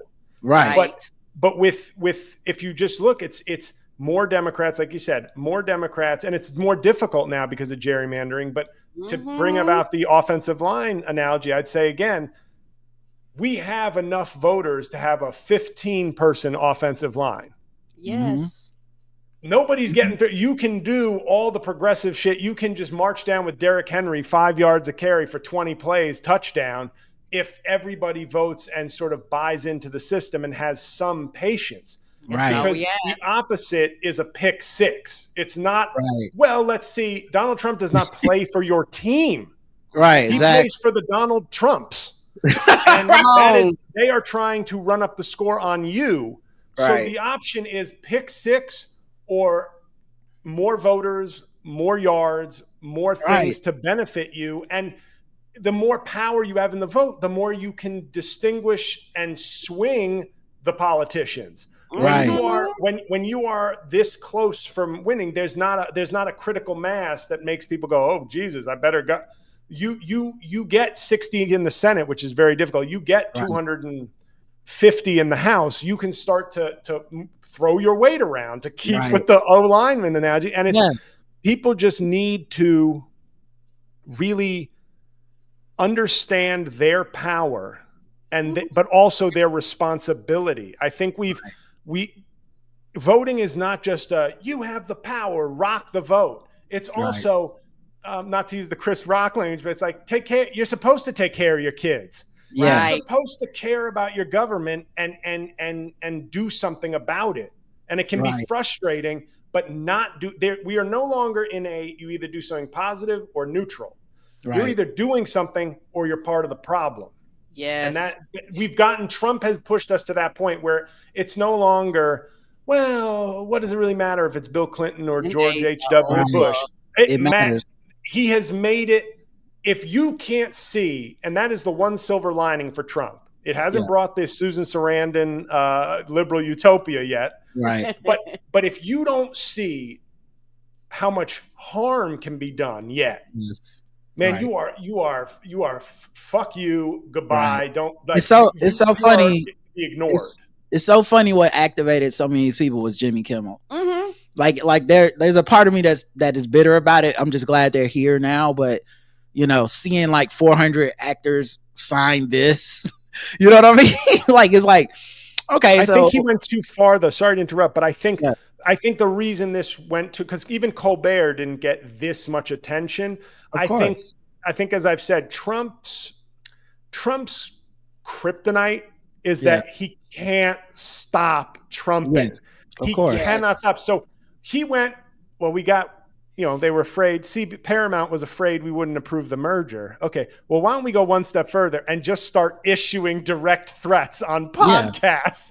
Yeah. Well, I'm saying is it's been too far. Yeah, of course. This is so I'm going to be a bit bitter that this is the place they choose to acknowledge that it's too far. And it's because Jimmy Kimmel's a friend. They've gone on his show. It means something to them in a way that a detainee means nothing. Yeah. That a trans kid essentially means nothing. Watching politicians that threw trans kids under the bus that claim to be Democrats, but then go, this Jimmy Kimmel shit, we got to take a line in the sand. There's some fuck you for them too, Yeah. Maybe if they took a Sharpie out and wrote I think Randolph is doing most of the fuck yous. Yeah, listen, he leads the lead. The advanced stats on fuck yous and Randolph Terrence, he's really high. This is like Jokic. This is Jokic level shit. His fuck yous above replacement. Right. But yeah, if they maybe you gotta write some messages on some bullets or something to get some attention around here. I did want to make a sketch for the holidays, and I know this would get me in trouble, but like if I had I want to do like a sketch, like an artisanal bullet like engraver.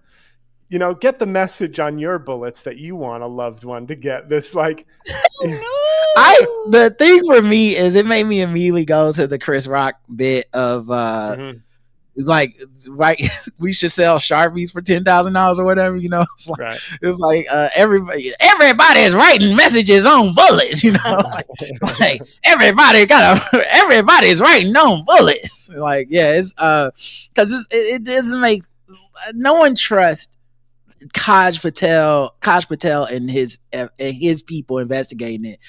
But is everybody too far? Those dudes, like, those are so that, and I'm if you made me the head of the FBI, right? That's what it's like.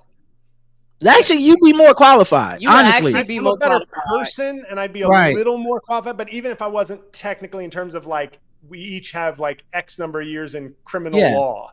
Right. But that's how ridiculous it would be. It is. Yes. Even the person that is going after Comey. His deputy podcast, his podcasting deputy. Right. Yes. And even the person that's going after Comey, she's never tried like a case before. Like, like a real estate lawyer or something. Yeah, this is 100% cronyism. And there's never going to be enough outrage engendered to truly do anything about it, because these are the kind of things that would truly have people demanding Democrats step down. Mm-hmm. You know what I'm saying? But you don't feel that same wave of palpable outrage and energy even from people on the left. Like, like Ezra Klein will not spend the next year of his life making podcasts about how Trump should resign. He just won't. And it's they can say it's a principled stance or whatever. I don't want to hear it. They can feel like it's being objective, but to me it's just, you hold these one people to a much lower standard and you've already given up, and that, you know, they're gonna try to spin Kamala Harris writing her book into some scandal. I'm sure they'll be like, well, she didn't do this right, or she didn't tell this full story, or, you know, she just sucks as a candidate. They'll spend more time litigating that book in response to it than they will what is happening with the people in power and in charge of our country every single day. All right, let's move into another segment. Let's get into something positive, guys.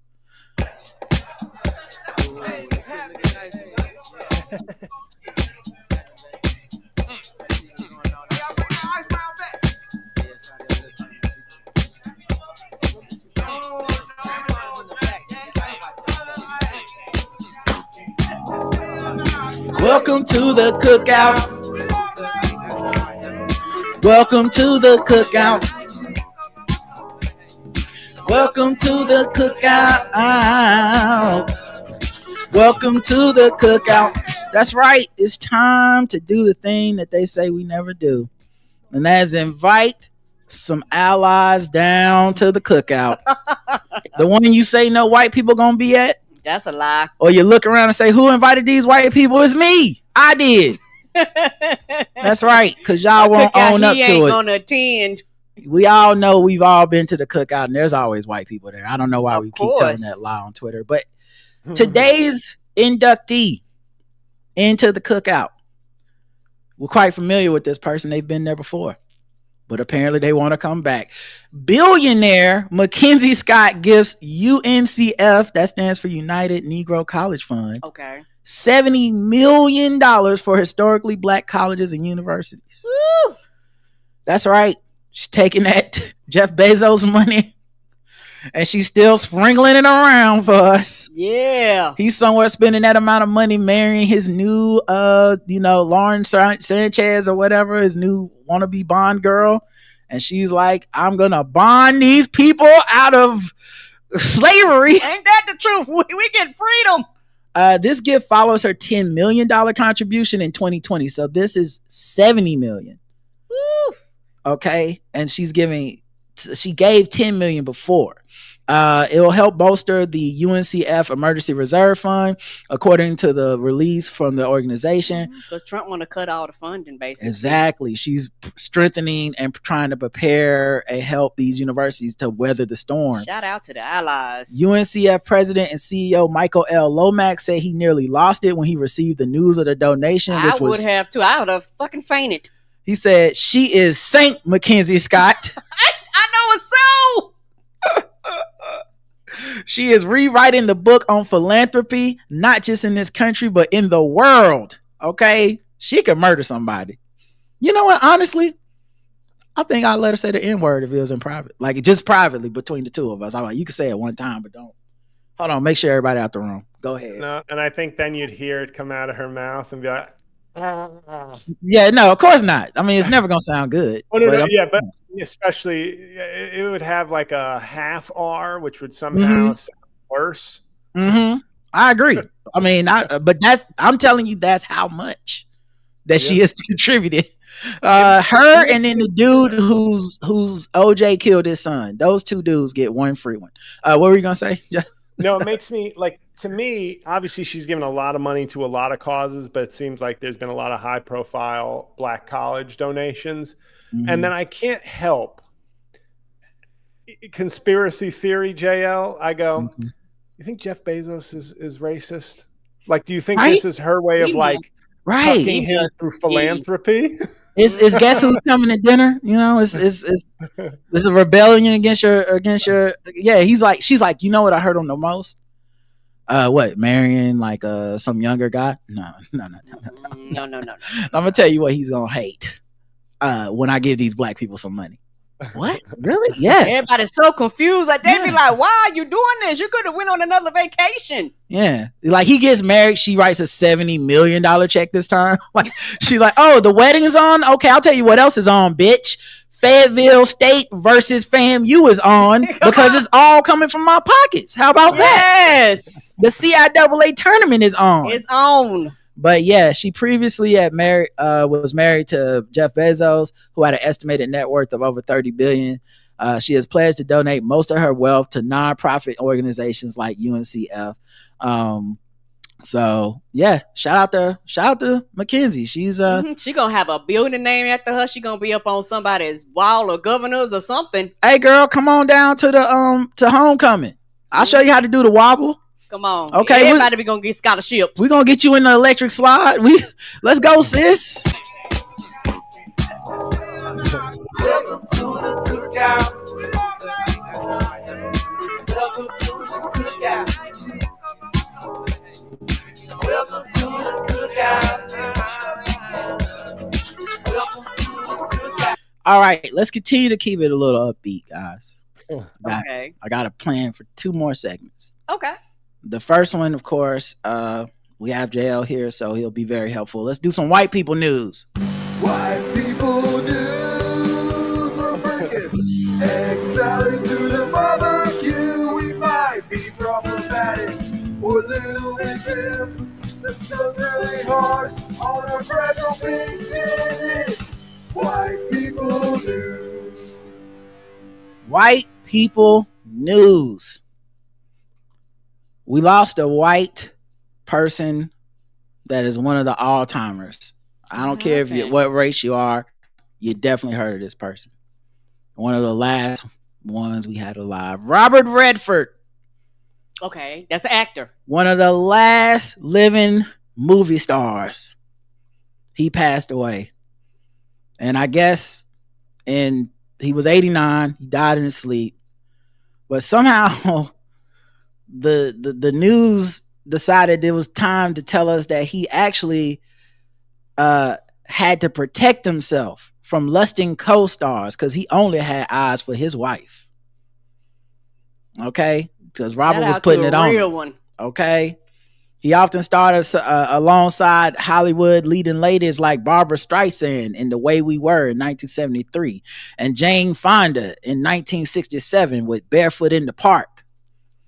One of my mom's favorite movies of all time, Barefoot in the Park. Mm-hmm. It makes sense. That sounds very white too. It does, don't it? It sounds like what white people do. Like, take your shoes off. We're in the park.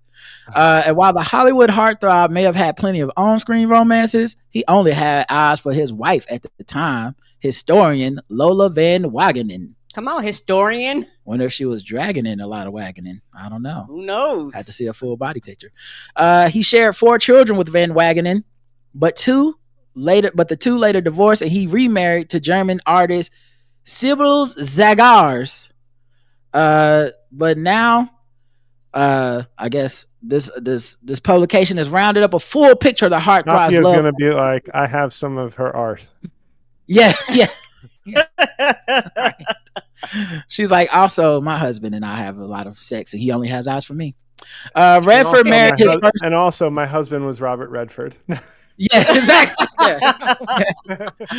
Redford married his first wife, Lola Van Wagenen, in 1958. I wasn't even born then. Yeah, they got pictures of them too. Let me show y'all what they was looking like back in the day. Okay. That's impressive if you were able to keep him, because that's pre-star Robert Redford. So like he went through his mega stardom, with her. Apparently they lost their first child at 10 weeks old. It was really hard. We were very young. I had my first theater job, which didn't pay much. Redford said about his son's death, according to the Times. And I guess this is got that 70 mustache. Yeah, this is them as man. He was pimping back then. Damn, that's a nice fit. Yeah, he was like a superstar. Yeah, but at the time he was cool. He really was. He was at the disco clubs. Yeah, No, Nah, but he was not only was he obviously an iconic movie star that, like, you know, we have very few. We have like Tom Cruise, DiCaprio, and then I don't know how many others. Brad Pitt, like that level. But Denzel, Denzel is like more like Daniel Day-Lewis, where there's like a more an acting icon, although Denzel is a celebrity also. Yeah. But Redford also with the Sundance Film Festival, like he really walked the walk of kind of being like, I'm about independent film and promoting film. I don't want to be a celebrity. Like you're cursed with looking like a, you know, super handsome superstar. But and he launched a lot of, like, I think Ava DuVernay was one of the people who like he kind of helped nurture the beginning of their career through the festival. So he was in all facets of the game, sort of. He was a superstar. I keep seeing people that pointed out, like, well, his last role was in the MCU and all that stuff, which was fine. You know, I love the MCU, but I was like, did nobody watch The Old Man and the Gun? Like, that was a good movie. I don't think I know he was older or whatever, but like I watched that shit. I was like, this is fucking good. This man he still got it, you know. But so I don't know if his wife or his estate just wanted to let us know that he wasn't messing with them hoes. Okay. He was out. That makes me think he was. Right. Now that he's dead and nobody can refute it. Although, like, I do wonder, because I feel like this is a shot across the bow of the hose. So, like, I think you only drop this if you're 100% confident it was this way. Not, right. I think if not, you do it quietly, like, and may he rest in peace, and hopefully none of these hoes show up at the funeral. You know, Izan was saying, you know, she was like, I was infatuated, like he was a gentleman, but I was like lost in his eyes when we worked together. Like it's just and he's of an age where a lot of hoes are probably dead and gone by now. Well, that too, but also women live longer than men normally, and the one we've seen in what all these women, Barbara Walters, what's Snoop Dogg's best friend? The fella. Oh yeah. Martha Stewart. Martha Stewart. Mm-hmm. Hey, they telling. Yeah. That's why I'm like, Martha's out here like, I'll take your man, bitches. But they've reached the age where, like, telling you they were fucking some of these men is not okay. We've passed, like, society has passed the quiet holes. The shame. Like, we used to have a shame veil of like, may he rest in peace. Yes, I used to fuck him on the side, but why would his family need to know that at a time like this? Right. Now Barbara Walters is like, I was fucking. Mm-hmm. Yeah, Martha some of y'all paid. Martha Stewart's really raised the game for 80-year-old white women. She really has. Like, really, like, I see pictures sometimes and I go, jeez. She can get it. Listen, I dislocate that hip. I get it. You know what I mean? This reminds me, like, since we were talking about Kimmel, there was an old sketch that the Man Show had when it was Kimmel and Carolla, where when somebody died, when a young man died unexpectedly, there was a service you could sign up for where they would run to your home before anybody knew, and they would remove all the porn and clear your search records and anything. Like, they replaced porn magazines with like a Bible. And they do all this. Yes, it was right. Yeah, I remember that. Shout out to the Man Show. Shout out to when Adam Carolla was like funny. I remember those days. He used to be so funny. He's one of those guys too, where, like, because I have to be a truth teller. Like, when people try to turn it, he's a hack. He's always been a hack. I'm like, no, but he wasn't. At some period of time, he used to be fucking hilarious. Yeah, it's like the Kanye West of it all. It's like, I always hated him. Like, well, I always didn't. I always did not. I was listening like a motherfucker. I'm gonna be honest. Other white people news. Ex-Teen Mom star Janelle Evans claims Lil Wayne flew her out to L.A. for a hookup. I don't follow Teen Mom, but I know I come off as Mr. like judgmental church guy sometimes. I try not to, but these are stories where I'm like, why are you telling this? Like, on so many levels. Well, I'm gonna tell you why she's sharing this. Why? Here's why she's telling us. Because she didn't do it. She said, I met him in his personal studio for real. You guys are the first ones I'm telling. She showed the verified Instagram direct messages. One that read, "Be mine." Her reply, I said, "No more, King. Where and when?" I said, "Say no more, King. Where and when?" You made my day, bro. Not gonna lie. Thanks for the smile.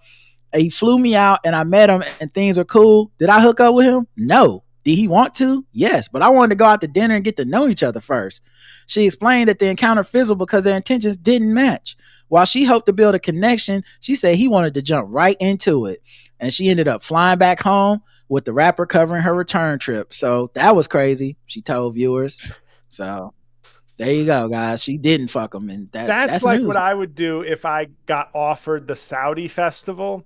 I would say, I am loudly not accepting this so that someone else will hire me. And then I feel like she's like sending out a message like, now if I know he's persona non grata, but now if Drake were to, now he knows that I am flyable. Yes. Some other superstar of some kind will now be like, oh, she flies out if you invite. Okay. I say this all the time for IG models. Like, because people always go like, why are these IG models exposing people in their DMs? I was like, because if you had LeBron James wants to fuck this pussy, you need to let the world know the price of the pussy done went up. Like, get out of my DMs if you work at fucking Subway. That's stupid. Like, you don't even have a chance. I'm letting you know. No more pay less. Why would you violate his privacy and take a picture of Paul George sleeping in your bed? Because people need to know Paul George is in my bed. Is never going lower than this. This is it for now on. Do you have Paul George money? No, then shut the fuck up. Okay. And it works too, because the next thing you do, you look up and it's like, oh yeah, well, everyone was clowning her for exposing Paul George, but she's dating Tyler Hero now. And you're like, of course she's dating Tyler Hero now. Because the fuck she do? Last one. Selena Gomez got married. I know who that is. She got married to Benny Blanco. From the Bronx. Selena Gomez do take Benny Blanco to be my husband, for richer or poorer, sickness and in health, till death do us part. I don't mean to be racist, but I know there's one Latina actress I'm not supposed to like, and I don't know if it's Selena Gomez or another. No, it's my girl, Gina Rodriguez, right? From Jane the Virgin. Didn't she say something and people were like, she rapped along. She rapped along to the Fugees and said when Lauryn Hill says frontin' N-words give me heebie-jeebies, she said it with the lyrics, and people were like, this racist her, right? bitch. I feel like that was, if I'm remembering the story, I think it was her. I think it was her, and I was like, is that count as racism?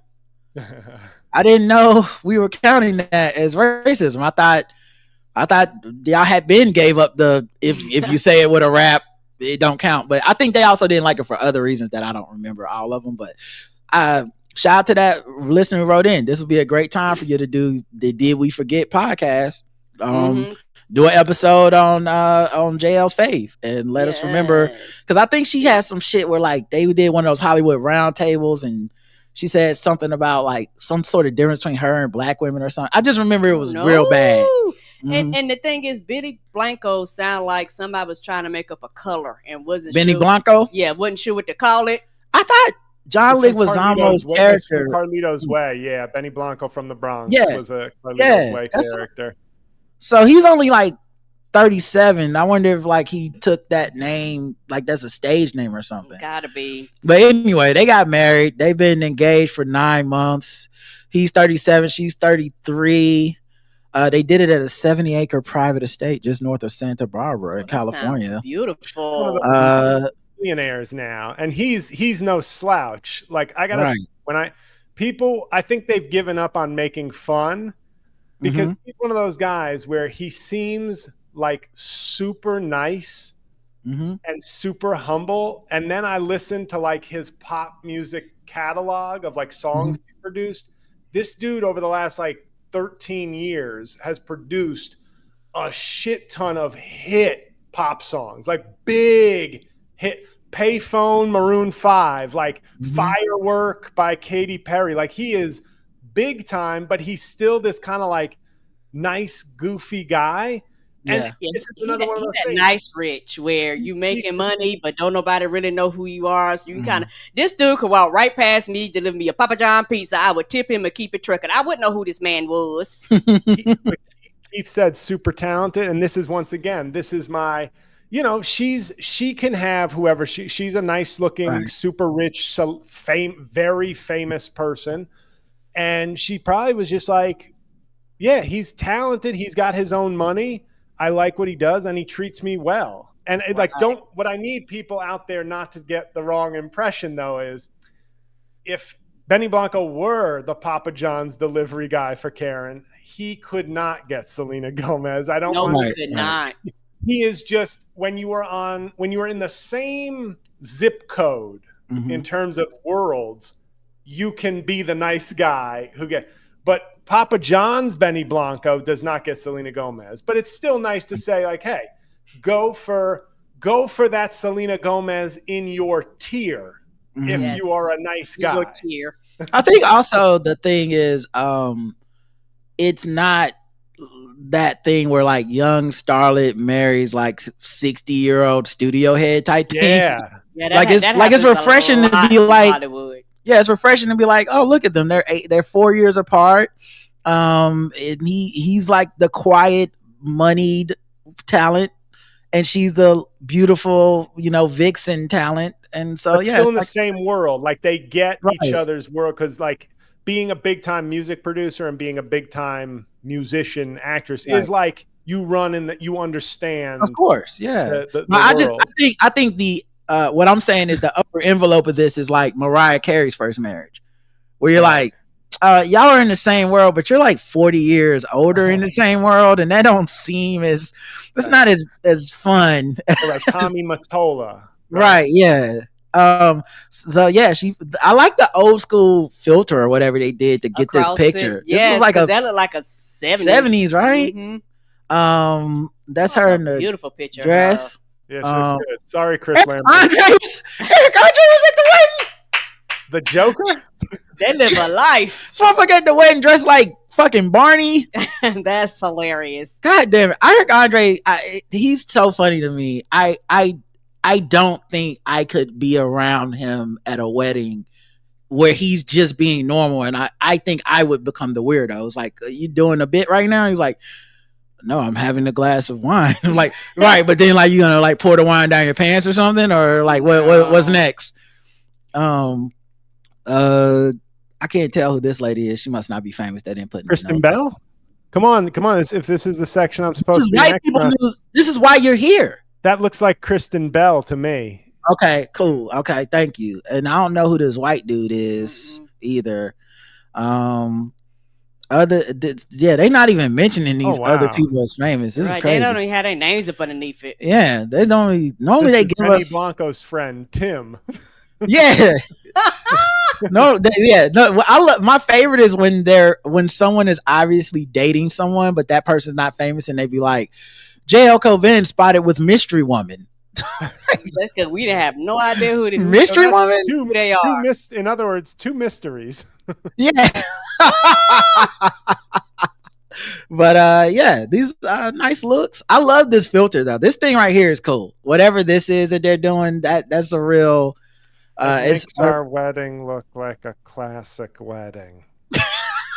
Mm-hmm. I have no idea if this is a great Selena Gomez. Me neither. If you watch Only Murders in the Building, it's pretty good because that's what she in. Yeah, she has this deadpan. You don't understand why like a young, nice-looking woman has the voice of like a dying elderly person. Well, she got the pictures of a dying elderly person with these Polaroid filters she put on this. Right, like they about to take her up a yonder. Anyway, I love that for her. All right, let's get to the final segment. Let's do a little bit of we got to do some guest race, guys. Okay, we've been too woke. We talked about too much positive stuff, and I'm sure that the Joe Rogan crowd has already turned us off. So get them back.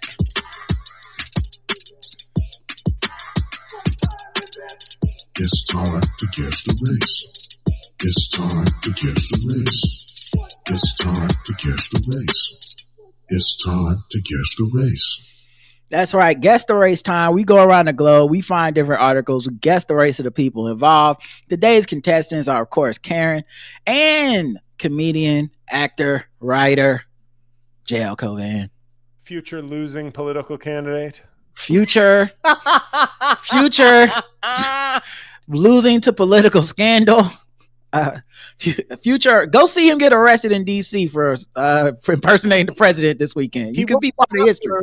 He was popular with Democrats until rumor came out that he was having an affair with Lauren Boebert in Congress. Yes. And defended it in Congress. He was like, love is love, guys. Love is love. You can't, come on, guys. This is bipartisanship at its finest.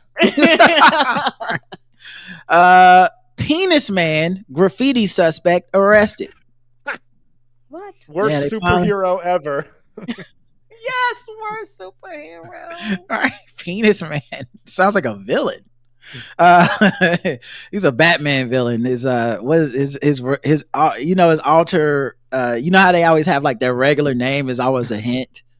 Like his name, like Larry Scrotum. The scientist for politics. Richard Cox. Yes, Richard Cox. Richard Cox. Richard Cox with his sidekick testicles. Well, this is gonna be even worse, guys. Tempe police say they have arrested the person they believe is responsible for a number of graffiti that featured the words "penis man." Per a statement released September 26th, 36-year-old. I'm not making this up, guys. This is a real article from fox10phoenix.com. Okay. So I'm not making this up just in case it's going to sound funny. His name is Tanner Ballingy. Oh, no. Tanner Ballingy. Ball tanning makes me think about the right wing Tucker Carlson story. Investigators say over the past several months they have received multiple reports of the phrase "penis man" spray painted on buildings in Tempe. Many of the incidents were not captured on video surveillance. He was avoiding the cameras. This motherfucker, the most elaborate graffiti artist of all time. Following a detailed investigation, he was just flaccid during the moment. I couldn't help myself, y'all. I'm so sorry. He's a grower, not a shower. Right? Okay, you couldn't. That's why you can't find him. Following a detailed investigation, detectives I am not an adult. confirmed Ballingy's involvement in two of the cases. The police said graffiti is not a harmless act. It costs property owners money, hurts local businesses, and affects the look and feel of our neighborhood, said a police statement. According to police, he admitted to committing the graffiti. He is accused of 2 counts of criminal damage in connection with the incidents that happened near Rural Road and Apache Boulevard in July and August of 2025. Guess the race of Mr. Tanner Ballingy. Karen? Oh, white. Karen's going white for tanning. Oh, tanning balls. They're on the people that tan their balls. All right. And just JL, sorry. No, it's got to be white. I mean, everything. The drawing of the pictures, the name Tanner. The chat room says they should hire John Shaft to investigate White. Oh, no. He was hanging down low after getting arrested, White. This is also White, shaking my head. What is a penis without them balls, White? The correct answer is he was white.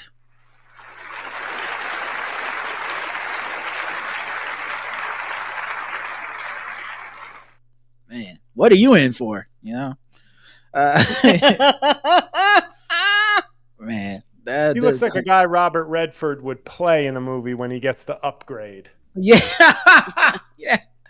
I just want to know what his lawyer is going to be saying in court to defend him. You know? Got that porn mustache. Like Penis Man would be his like porn name. Mm-hmm. Freedom of speech. First we canceled Jimmy Kimmel. Now you're trying to cancel Penis Man. Right. Get it together. Slow, Your Honor. This is the line for Joe Rogan. He's going to sign that paperwork with the other 400 actors now. A massage therapist has been charged after a hidden camera found at Charlotte Spa. Oh, shit.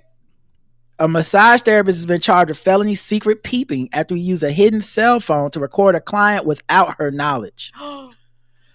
It was at a Charlotte Spa, according to Mecklenburg County court documents. Court records state that the incident happened Monday, September 22nd at Silent Moment Spa on Park Road. That's not my spa. Oh, okay. Well, I guess it don't matter. The client, I had to think. I was like, is that my spa? The client told Charlotte Mecklenburg police that she had just finished her massage and returned to the room to get dressed when she noticed a flashing light. She discovered a phone placed near a backpack and realized it had been recording. She airdropped the videos from the phone to her own device and left the spa before contacting authorities. That was so smart. So she had evidence. I would not have had the wherewithal in the moment to be able to like think of that. But that is so smart because obviously he could have erased the videos and been like, I don't know what the fuck you're talking about. Mm-hmm. And you're in there by yourself and they allow you to dress and undress by yourself. So obviously he didn't have any idea she had found it. Right. Once she send the video and leave, like he don't even have a chance to know that you found it. Like you got to leave before he can, Mm-hmm. The CMPD stated that the video showed the suspect setting up the phone to capture the footage of the area where the client had undressed. One of the videos allegedly showed the woman partially unclothed. Gerard Crawford, 40, has been identified as the suspect. He was arrested and later admitted to CMPD detectives that he set up the phone to record the client. It was a bad decision, was wrong, he told investigators. Crawford told detectives he had worked at Silent Moment Spa since March 2024 and had been employed at several other massage businesses in the area. He claimed his terminations from those previous jobs were unrelated to any sexual misconduct, though one involved complaints from female clients. Right. How do we know this? How do we know how many times you've done this before? You just hadn't got caught because you felt comfortable enough to actually do this. So I think you've done this before. He had already been placed on a year-long probation for 2 different incidents. One was in February. A client of Massage Envy in Gastonia complained to the board saying he engaged in inappropriate contact during the massage session. The other was in May when the board got another complaint from a client of Crawford's mobile massage business, saying he failed to deliver treatment that ensured this client's safety, comfort, and privacy. She declined to comment on the situation. He's been charged with felony secret peeping, using a photogenic imaging device. His phone was turned over to the cyber crimes unit for further investigation. He posted $10,000 secure bond on Tuesday. On Tuesday, none of the spa's clients wanted to talk on camera, but the situation did make some of them uneasy. One woman told us she was hesitant to get her massage. Queen City News asked the staff if Crawford is still employed there and if they had any statement on the crime.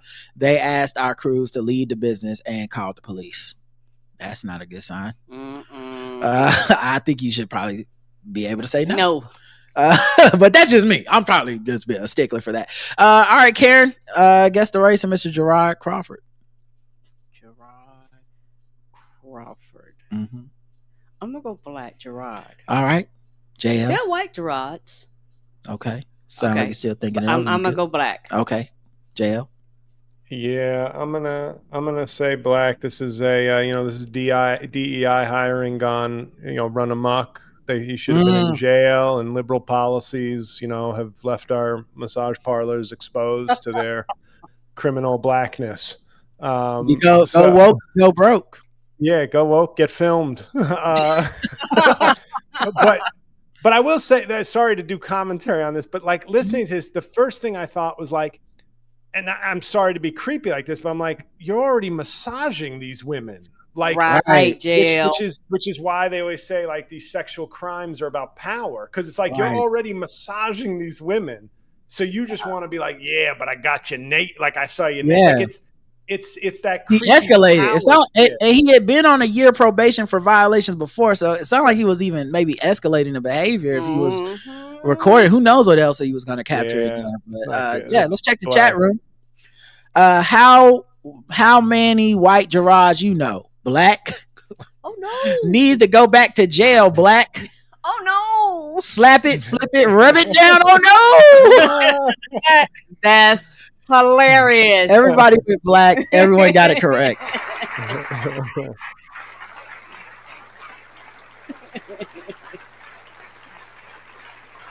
And that's him there. Oh, you did that, sir.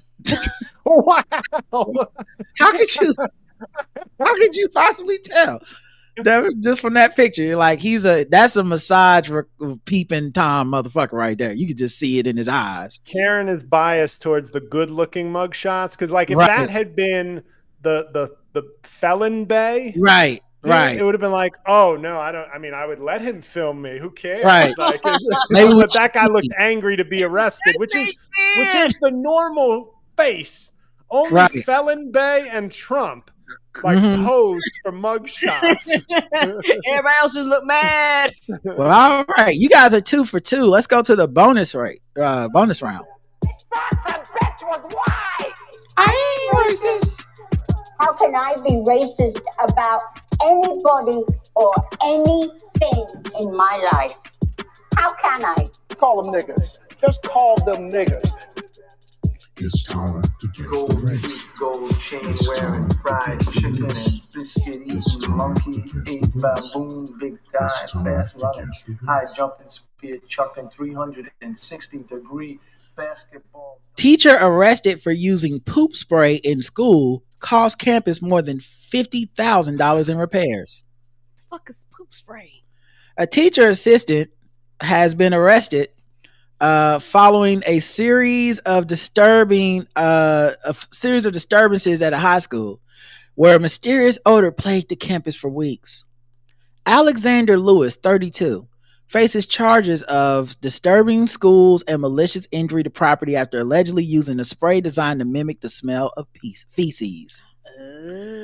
Deputies said Lewis purchased the spray online and used it multiple times between August 25th to September 19th, causing significant disruptions.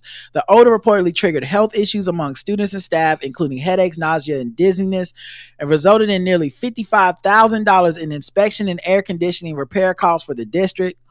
What did they spray that shit like Axe body spray? My son has his asthma has been triggered multiple times because of this, and I had to take him to the doctor 3 times, said a parent. I would be mad too, right? In August, the district assured parents via email that inspections of the school's gas lines, propane systems, and air quality revealed no dangers. However, officials now believe the odor was intentionally caused by Lewis. He appeared in court where a judge set his bond at just over $9,000. The malicious injury to personal property charge would be addressed in General Sessions Court November 19th. And his bond was set at $8,000. The charge of interfering with schools will be heard in Florence Magistrates Court October 15th with a bond of $1,090. Authorities indicate that additional charges are possible. Mm-hmm. Yeah, he's not out of the shit yet, Karen. All right, Karen. Guess the race of Mr. Alexander Lewis. White. Karen's going white. JL?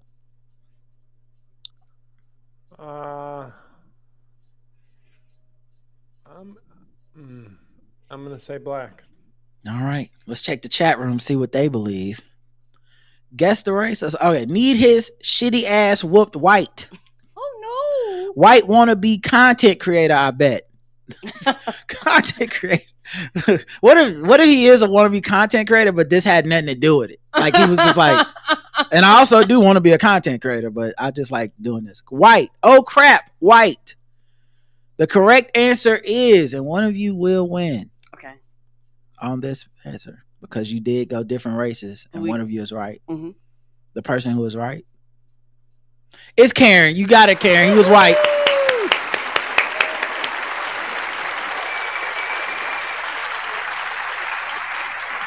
Which means for the first time, I have to play the boos today. I have to boo JL. The jinx got him.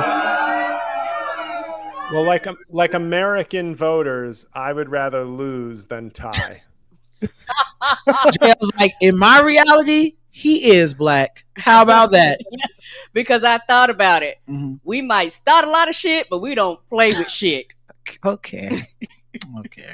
I couldn't help myself. No star shit won't be nothing. Nope. All right. Last story, of course, sword ratchetness.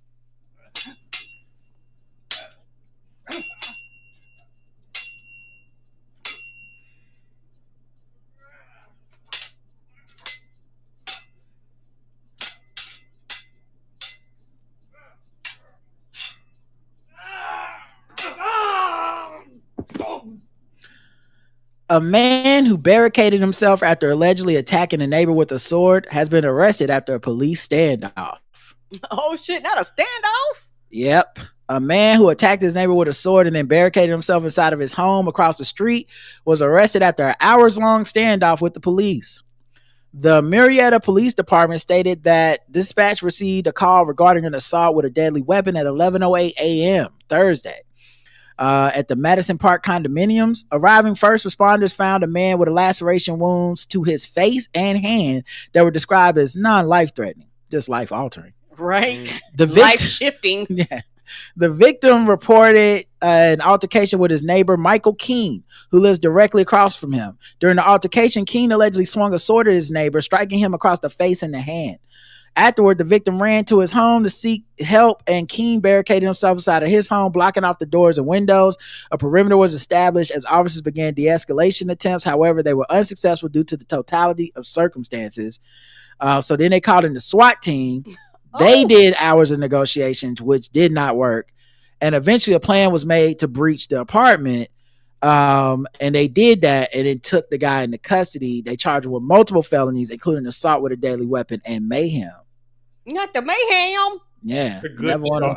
Mayhem is a good charge because it sounds like it could be any number of things. Like you could have like mayhem where it's like I threw a bottle, but I also feel like mayhem could be like I burned a town down. Right. Yes. Right. Like Wesley Snipes in Demolition Man is mayhem as well. Dennis the Menace was mayhem. Yeah, exactly. Yeah. It has a range from Dennis the Menace to Simon, I forget his last name in Demolition Man. But yeah, no injuries to the suspect or officers were reported. The man who was attacked was taken to the hospital for his wounds and received stitches, but was released the same day. They did a search warrant for the apartment. They found a sword. So you don't say. Open and shut case. JL, thank you for being here, man. It's always great to have you. Mm-hmm. Tell the people how to support you, where to find your work, how to come out and see your comedy.